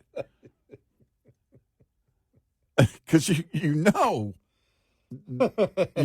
if it hasn't happened yet, there's a pretty decent chance it will. My Siamese cat completely disagrees with the Japanese trade agreement. Right. Well, you found a stray cat here. Yeah. Right. That's how I became a. It wasn't Brian Setzer to be clear. No, I would have never ever been a pet owner in my entire life if if Mango hadn't been outside the studio. Right. Used to live out here, had a great life, roaming around, all free and everything, and then I kidnapped him. You decided to put the cat in prison, or as you like to call it, your house. Right. I kidnapped the cat. Yeah. And sentenced it to a lifetime of just a tragic life. Right. Watching golf. So. Oh, my gosh. PETA's going to come after me now. I didn't even think about that. There's going to be a PETA lawsuit against me. There might be a now. lawsuit there. You know, the point I was getting at, actually, I had made some better points as I was building this whole thing out, but is that, look, you don't know where that cat's from. That cat could have come from anywhere in the world. Does that cat live in fear of being deported by Trump? I mean... Oh, my gosh. You're right, though. You would think that if somebody's going to put a suit like this, why not go after... Well, I don't know how we Trump. got through that entire story and didn't hear Trump's name. Is it somewhere in there? It's got to be in the lawsuit somewhere, right? I don't have the actual lawsuit in front of me, the brief. I mean, I guess it's implied because he's the current commander-in-chief. So, well, she did say the United States government, but she didn't. All right. I'm shocked she didn't bring up Trump's name. Trump has been bringing trauma to cats for a long time. We all know it. It's a true story. I'm just reading the headline. Elderly Seattle cat suffers terror from Blue Angels. Feline's owner says in lawsuit. Oh, so in the headline they call it an owner. Yeah. Oh. Oof. It's the now they're going to get sued. It's the human feline mother and the human feline father inside the text. Of Layla was the article. What they call a fur baby. By the way, they loved Layla. She had her on her knees and all. Yeah. Begging, darling, please. Exactly. It's. But the whole fur baby thing is okay. It can be tolerated, but then some people take it too far. They buy the T-shirts and everything. It's like, all right, look, I've seen some fur babies that were human. That's like, oh wow. But they show Layla. Huh? They've got clothes on the cat and everything else. You know how much cats hate that kind of stuff. Oh, that's the funniest thing. The one and people, pet owners said, "What are you doing? You got there's like." Huge like bow around its neck, bow around its its abdomen, right? Dressed up in yeah. Cats don't like that. Yeah. No, they've been protesting that for a long time. Yeah, I'm protesting the abuse of Layla. Exactly. You're torturing. Did the cat actually ask for it? And I think, in order to make the protest proper, get outside like we did in Panama. Yeah. Get the huge bullhorns out, playing Layla outside their house. Exactly. Extremely loud. Yeah. Yeah. Did the cat ask to wear a bow? No. Did the cat ask for any of those things? No. Yeah, let me just put a collar on the cat. Can I get around without in case it gets out so people will know where it belongs? Yeah. See? All right. See all the stuff on the cat? Yeah, that's is that a skirt? Yeah. Cat's got a skirt on. Cat wearing a skirt. Yeah. Some kind of mid-1950s variety TV show? What the hell is that? Take that off of the cat. See, this is what you're blaming the Blue Angels. I think we need to look at what's going on inside the home first. Right. Starting with the skirt. You've got a cat in a skirt. If that cat's wearing heels, that's where I draw the line. I draw the line. You can't do that. Where do you even get that stuff? Wait, they probably made it. There's probably a website. They're going to have to call skirtsforcats.com. call CPS on them. Exactly. The C stands for cat. Cat Protection Services. Right. Or get one of those pet mentalists. Boy, they really hate the military, don't they? Yeah. Oh, I'm expecting that now. yeah. We never got the Kaepernick thing this year. We got a little bit in April when his wife said something. Right. Yeah. But we haven't heard it's time to bring back Kaepernick, which then goes at that same time. Right. There were a bunch of articles written at that time by the liberal sportscasters out there saying, and by the way, we need to get rid of all this in the military-industrial complex flyovers with all these planes. Right. It's not needed. Why are we doing this? Right. They hate the military. Full on. They hate the military. That's what it's about. Yep. And they're nuts, too, so they've got to make a lawsuit about a cat. Right. Make it about your cat. Yeah. Everybody loves cats. Well, they're actually making it about the censoring. They're saying the censoring. Right. That she should be able to blast them and curse at them and everything else. Right. So we'll see where that goes. Yeah. Mm-hmm. 866-90-RED-EYE. We'll be right back with more Red Eye Radio with Eric Harley and Gary McNamara.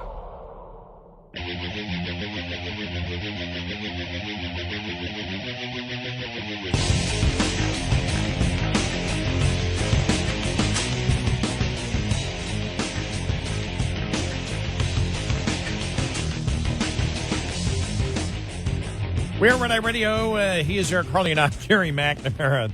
I'm sorry. I can't get over you saying, is that cat wearing a skirt? I'm sorry. That was a skirt. That was it for me. I saw it, but I just... Case dismissed.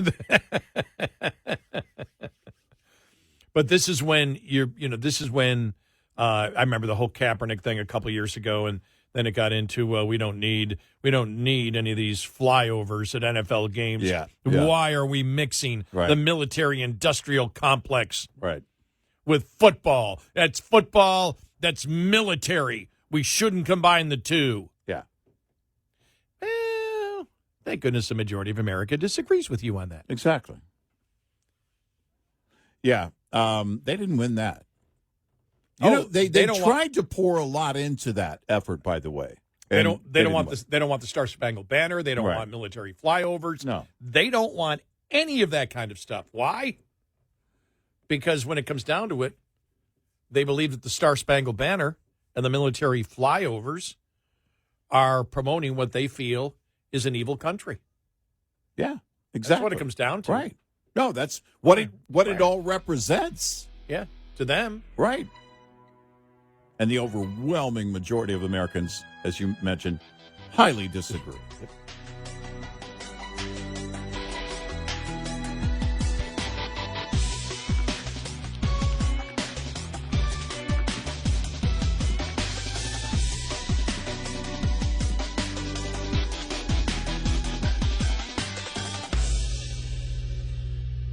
This is Red Eye Radio on Westwood One.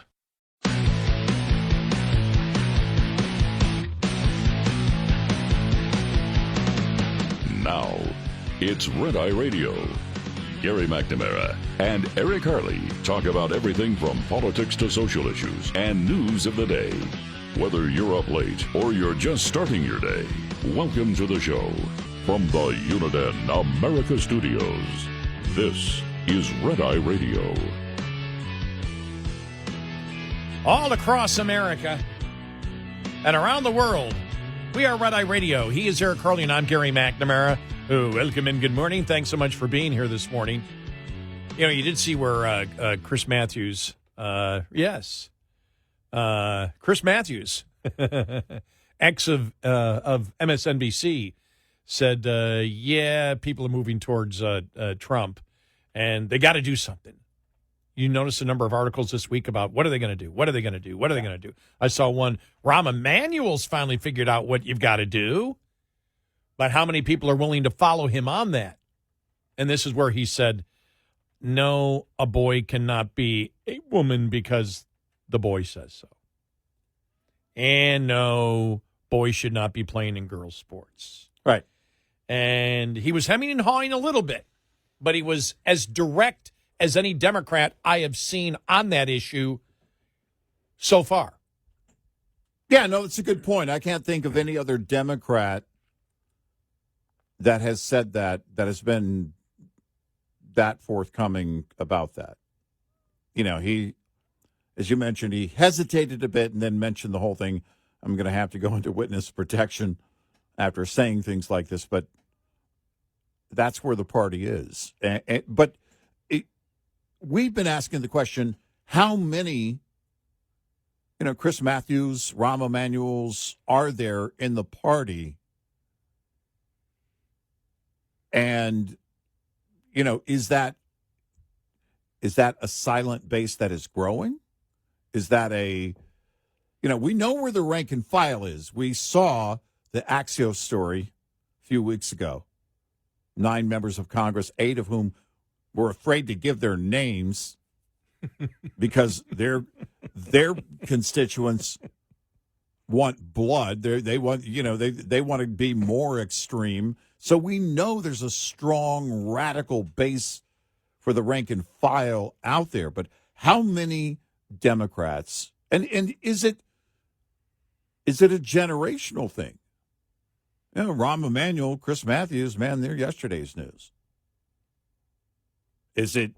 Are they getting to the point of, we said this would happen, at some point you're going to become the oppressor because the left becomes more and more radical. But in identity politics, you create more and more victims, which means today you might be a victim, but tomorrow you're going to be the oppressor eventually because there's a new reason to be a victim every day. That's just the way it works. And are we at the point where it's just you have too many of the older Democrats that are kind of aging out of that radical base? Not that they don't have radical beliefs themselves, but they look at the party saying, oh, man, you guys are crazy. Just one update here from last hour. And I know last hour was a little bit insane with all the cat talk. Right, yes. But it can't be about Trump, as one of our great listeners tells us. In regards to the cat and the Blue Angels, I believe you guys said this happened in 2023, which means that was during the Biden time, so it has nothing to do with Trump. And then LOL afterwards. But Trump was already president. And because Trump was president in his first term, that carried over. Well, now the lawsuit was filed recently, right? Yeah. Okay. The lawsuit, I forgot when the lawsuit was filed. Yeah. Because I basically was referring to the lawsuit because I haven't seen the wording in the lawsuit. I'm just curious to see if Trump's name comes up. I don't have it. I don't have it. So maybe because Trump. But no, that's a good point. Because Trump blaming it on Trump. Trump made the country evil, which makes the military evil. Right. We all know that, and we all know that cats hate Trump. Are we trying too hard to get the win here? We're just exactly. But it's Trump cat derangement syndrome. A new one. TCDS. But yes, so when it comes to Democrats trying to figure out what they did wrong, and then this article, we mentioned it to start the show off, but Neera Tanden, who was the domestic policy advisor to President Biden, 2023 through 2025. How Democrats can win on immigration. Our proposal, like there's an R in here. Right. Who's yeah, R? Yeah. Who are the other people here? Your proposal, maybe. Yeah. Our proposal would secure the border, end the misuse of asylum, and admit more legal immigrants. And so, of course, it has to start off. The Trump administration's first 6 months of immigration policy are a case study in unimaginable cruelty that makes no distinction between legal immigrants and the undocumented. Yes, it does. You lose all credibility right there. You just lost. You lost everybody in that first sentence. Yeah. Just amazing. Well, and they're trying to make the case now, and they keep forgetting. They keep forgetting that Obama deported 3 million people. Were they all criminals? Right. What distinction did he make? So they're trying to they're trying to weave and squirm around and try to find where they think the public is, you're not going to win it on that. No, no, you're not. No. So, but I just love it how the Democrats can win on immigration. Our proposal would secure the border, end the misuse of asylum, and admit more legal immigrants. So would you get rid of sanctuary cities then? Right. Because sanctuary cities protect illegal immigrant criminals. Would you get rid of them? Right. Oh, I was going through the channels, and it was the Lethal Weapon 2. Okay. When they meet Joe Pesci. Okay. Exactly. You do that. Yeah. Every time I think of that, I think of you. Yeah. He's going, okay. It's like, Yeah. stop it. That bothers the hell out of me. That's worse than a cat in a skirt. Is it? Is it really? So they go, Democrats can win on this issue if they support ending illegal immigration and increasing legal immigration. Mm-hmm. All right. Does she know what the administration she worked for was doing? Just the opposite. They were ensuring that illegal immigrants could get into the country. Yes. Wow. Yeah. Yeah, that's insane. So listen to this here. It's like you're talking to a Republican all of a sudden. Fully securing the border begins with ending the misuse of asylum. Migrants claim asylum in the U.S., receive work permits, and are allowed to stay while their cases are adjudicated. That process often takes years because of immigration court backlogs.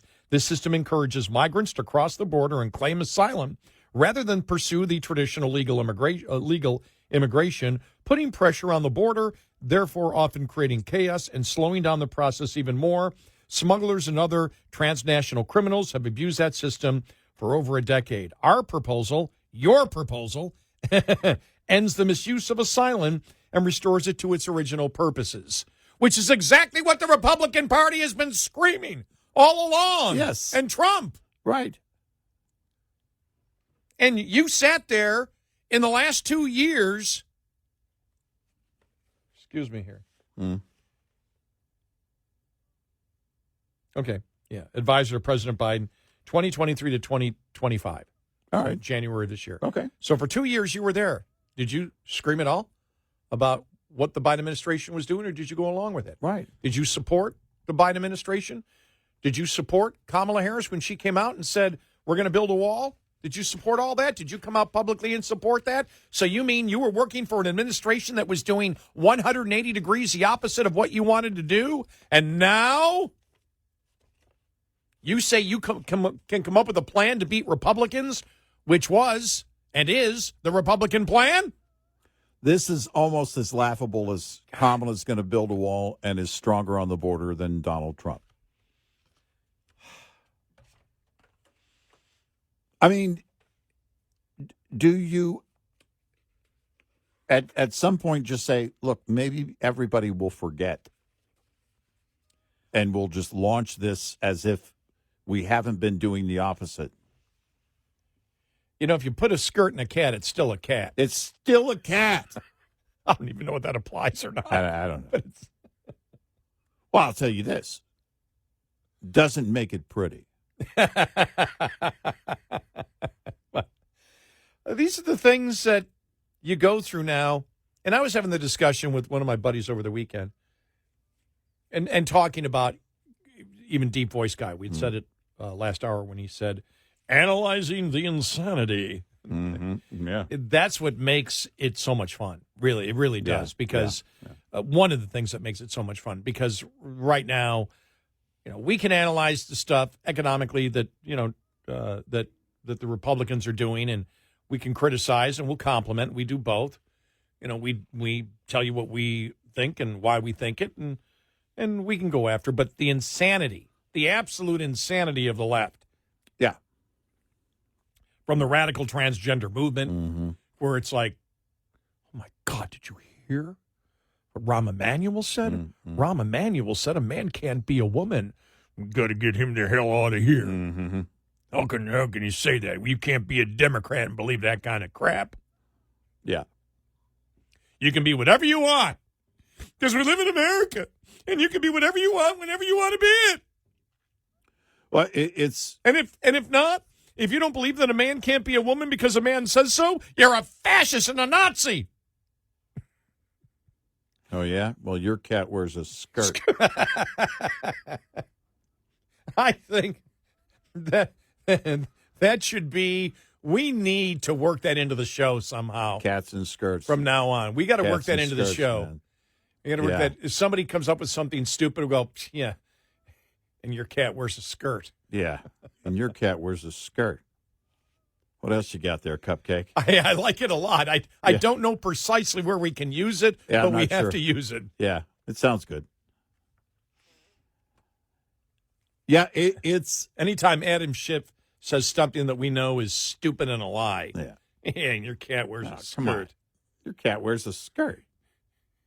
What are you talking about? It's some people that just tuned in a minute ago. What the hell are they talking about? Why is Eric talking about not wearing pants and cats wearing skirts? What has Red Eye Radio turned into? For what's God's happening? sakes, What's happening to the show? these guys are losing it after 20 years. Oh, the next article about us from Barrett Media is going to be very different. Seemingly, after 20 years, it's yeah. See, 20 years was a limit. It's going to be like what's his name from Dateline, and all of the sudden, Eric and Gary got weird.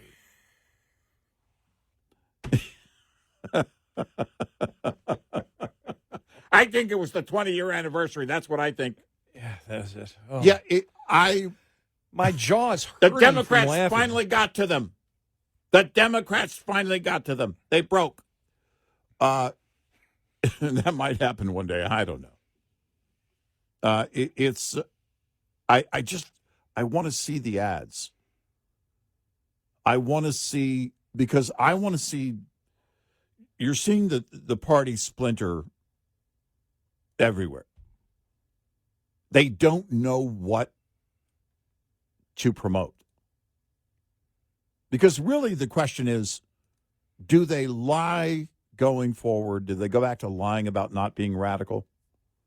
Or do they just keep doing what they're doing right now, and that's just promote your radical ideas? You're not going to stop. AOC's not going to campaign differently. We've always had fun playing the role of political consultants. Mm-hmm. And when we have, normally the advice we have given for the majority of the time probably is, especially when we give it to the Democrats, is way better than the other advice that they're getting. Mm-hmm. But you just said, what do the Democrats do? And you gave, the two possibilities. And all I can tell you is, I don't know. Yeah. I don't know. I've said what if the economy,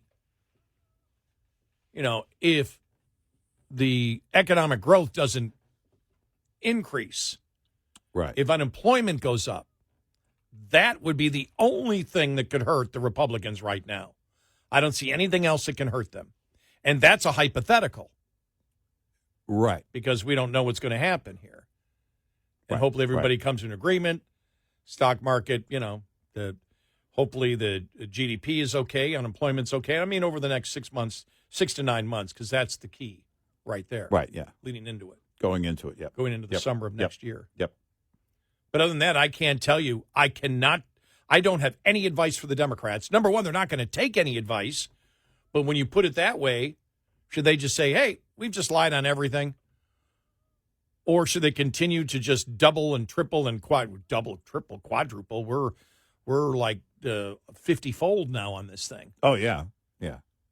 I don't see how they change what they're doing. I don't see how they change from what they've been doing in recent years. I just don't. Because you have to get to an AOC, or, I mean, we still haven't gone through the whole Mamdani mayoral race yet. And that's going to be insane. Well, when they say how the Democrats can win on immigration and say the proposal would secure the border and the misuse of asylum and admit more legal immigrants, well, nobody in the Democratic Party believes that. Right. Nobody wants that. No. And they make it sound like this is some type of unique idea that can put a thorn inside the Republican Party somehow. Right. And it's like, you're delusional. Yeah. And you were part of the administration that did the opposite. Not only did you not enforce the law, you abused the law. Mm-hmm. And you just allowed illegal immigrants to come into the country. Yep. And now you're lecturing, this is the idea of what to do, secure the border, end the misuse of asylum, and admit more legal immigrants? Right. Shut up. Yeah. God, it's just like delusional. It reeks of desperation once again. They don't know where to go. 866-90 Red Eye. Brought to you by Hot Shot Secret. Hi, I'm Jen Loomis, a transport safety expert at JJ Keller, and I'm here to share a tip on roadside inspections. At a roadside inspection, inspectors may ask to see supporting documents. A supporting document is a document generated or received by a motor carrier in the normal course of business that can be used by law enforcement to verify a driver's logs. These documents can include bills of lading, itineraries, schedules, or equivalent documents that indicate the origin and destination of each trip. They can also include dispatch or trip records, expense receipts related to on-duty/not driving periods, including receipts for meals, lodging, and fuel, electronic mobile communication transmitted through a fleet management system, and payroll records, settlement sheets, or equivalent documents that indicate payment to a driver. Drivers using paper logs must also keep toll receipts.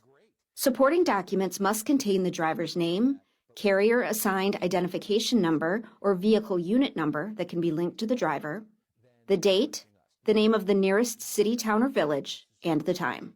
This tip was brought to you by JJ Keller and Associates. Visit us at jjkeller.com. Lines open for your calls. 866-90 Red Eye on Red Eye Radio.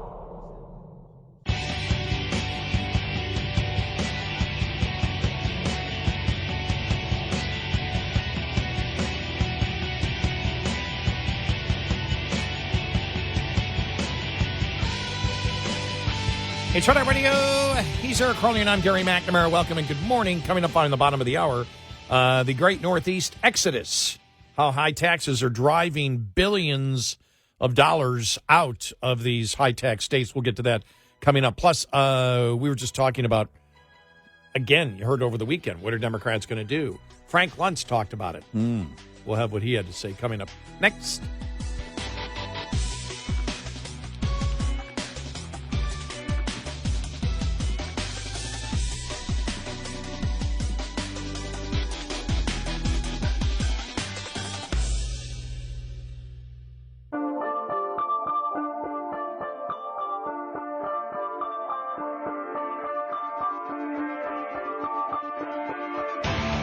You're listening to Red Eye Radio from the Uniden America Studios.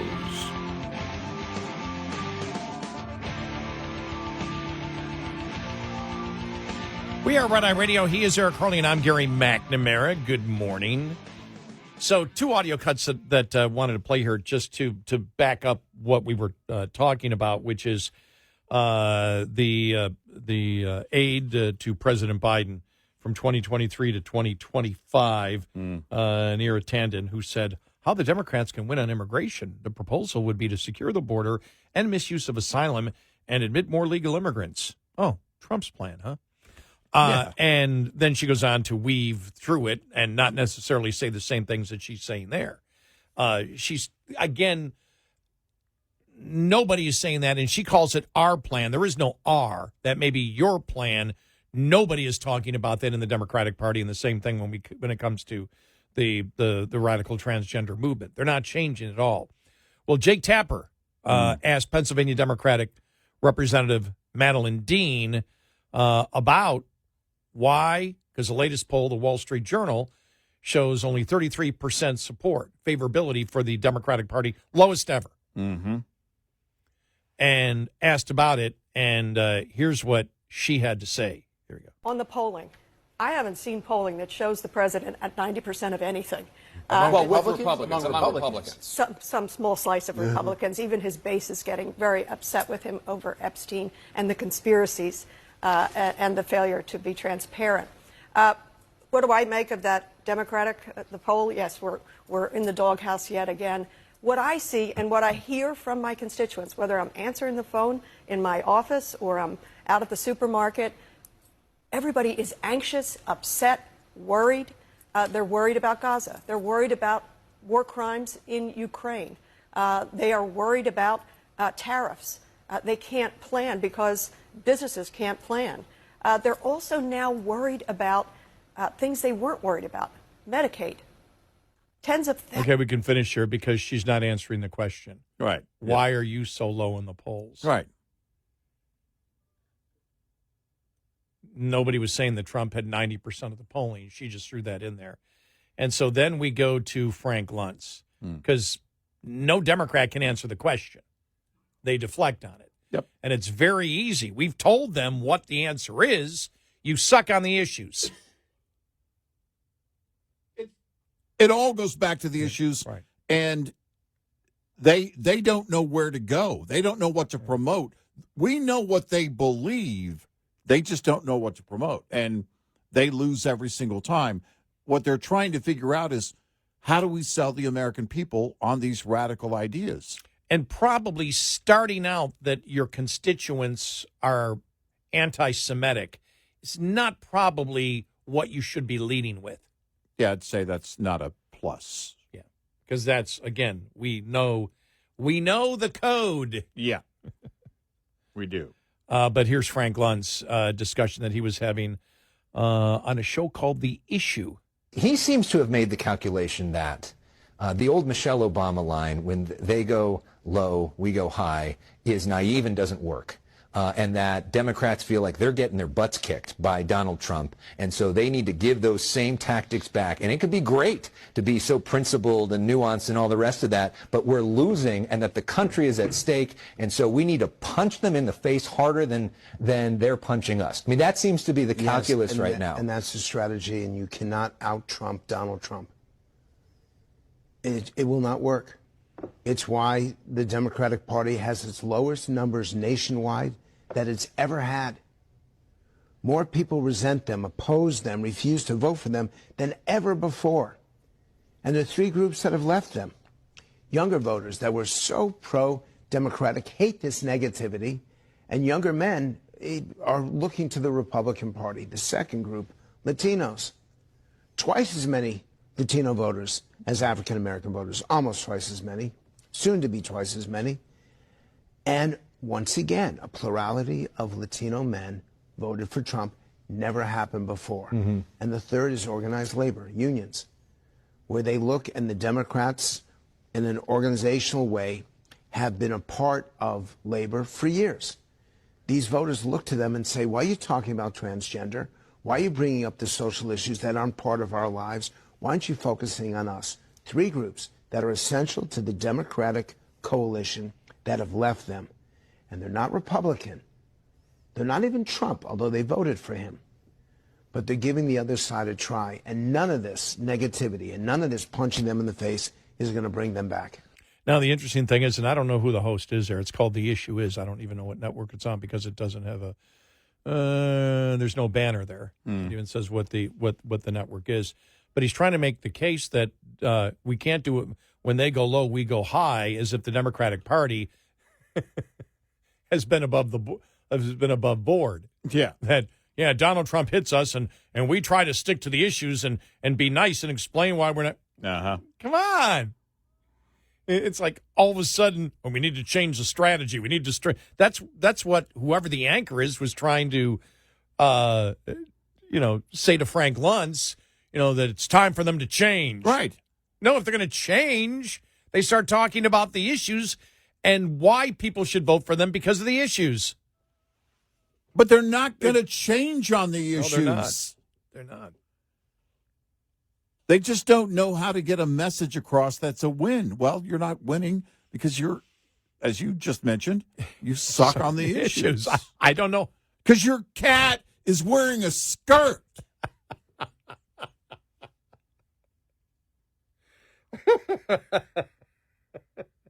It all comes back to the cat wearing the skirt. Exactly. And if you don't know what we're talking about, we suggest that you listen to the third hour of our show. Yes. The cat in the skirt and the human mother and father that are upset at the Blue Angels coming over their homes, which upset their cat in a skirt. Well, I could make a case for that being a parallel because of the fact that the majority of Americans don't let their cats wear skirts. This is how out of touch they are. They're so radical. They've got their own cats wearing skirts. Just that's wow. It's not going to change. There's not going to be this. Oh well, we were wrong about that. Look at how hard it is for them to say, well, I guess we underreported the issues with Joe Biden when he was president. Underreport. You lied about it. You went to battle for him over that. I guess we need to do different. Yeah, but Jake Tapper. Yeah, but the day after the election, we started writing the book. Right. They're all running for cover. They're scattering right now because the fact of the matter is that Donald Trump is winning on all of these things and connecting with the groups that they themselves kicked to the curb over and over again. It's exactly what we've been saying. At some point, you're the oppressor. So when more and more young male voters went to Donald Trump, what were they looking for? They were looking for leadership, answers, not to have everybody's finger pointed at them and say, you're the oppressor, you're the bad guy, and I'm the victim. They still don't get it.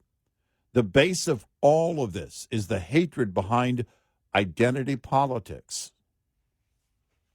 There is no fix for it because at some point you've just fragmented the entire group into a bunch of individual victims for individual reasons, and you need just the opposite to bring them together for elections. We've been saying this is inevitable, and we're seeing this play out right now. They can still win elections, but they've got a problem in how you rebuild a base. What do people rally around? Who do they rally around? They're not going to be rallying around Mamdani. I mean, he might win in New York City, but quite frankly, that's New York City. A Gavin Newsom can win in a governor's race in California. But overall in our society, when we're talking about the national scale, you have to bring them together in large groups over and over again and keep it going for real reasons, not idolatry and not empty reasons like 2008's hope and change.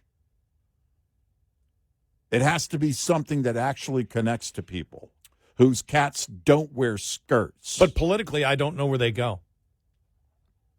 Because I don't know, and I know that was just a very short period of time, but when Harris came out and said she was going to be tougher on the border than Trump. Yeah. Well, nobody bought it. Right. So even if you come out as a Democratic Party and you say, as Neera Tanden said, that you come out and you say, well, no, we now stand for a secure border, nobody's going to believe you. Because for so long, you've lied to them. You've lied to them so long, the Democrats have, about these things. So what's the next thing? They're going to come out and say, they're going to come out like Rahm Emanuel and say, we've officially changed it, our party's platform, and men should not play women's sports. Right. and a man can't be a woman because a man says so? Right. They're not going to reverse this. No. No, this is their new civil rights movement. Right. They're full in. They've got the protest signs and everything. They're showing up in groups, chanting. You can't change that. You can't let that go. And by the way, they'll come right back to climate change too. You know, we saw the whole thing with the Blue Angels, right, which got us to the cat in the skirt story. Right. But you know, the whole thing, climate change, we can't have the Blue Angels, climate change. They're still bat blank crazy about they're not going to stop this.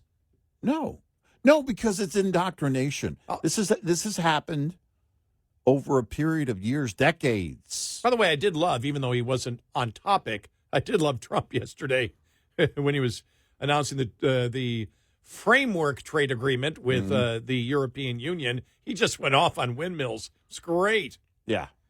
No, we don't want these windmills. They're made in China. They break. They're not consistent. He hit every single point you could hit on windmills. Right. Yeah. It's great. Yeah. And meanwhile, Elon Musk, no, alternative energy, solar panels, that is the future. You're right. It might be the future. It's not the present. It isn't. It isn't. Do you like how I went from this to, it's not the present? Yeah, I like that. That was for effect. Well, we'll know it's the present when there's a long line at Home Depot of people buying all that stuff for their homes, when there's true demand for it, not based on government money being poured down the drain, supporting companies that eventually go under, and that's happened multiple times. Nope. When the private sector figures all that out, great. 866-90 Red Eye. Coming up, more with Gary McNamara and Eric Harley. It's Red Eye Radio.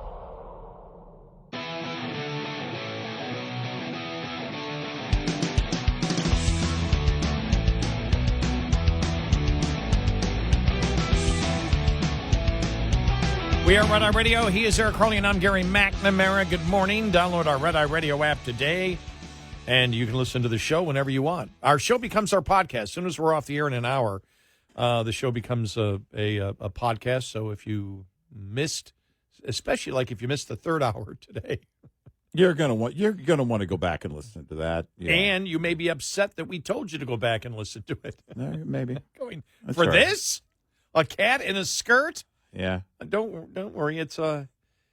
You're gonna like it. It's about insane people on the left. We're tackling the important issues. Yes. Yeah.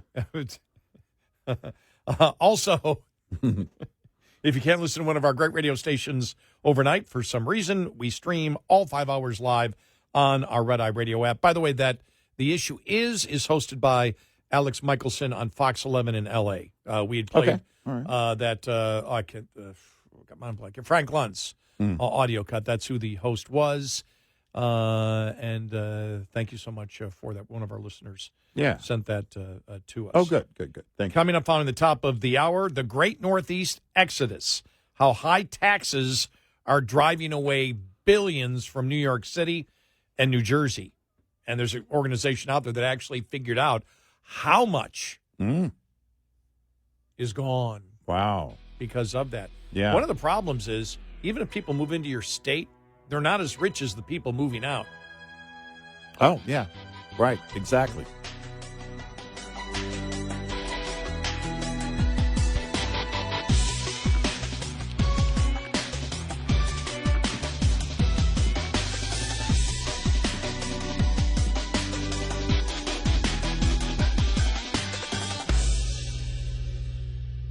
This is Red Eye Radio on Westwood One.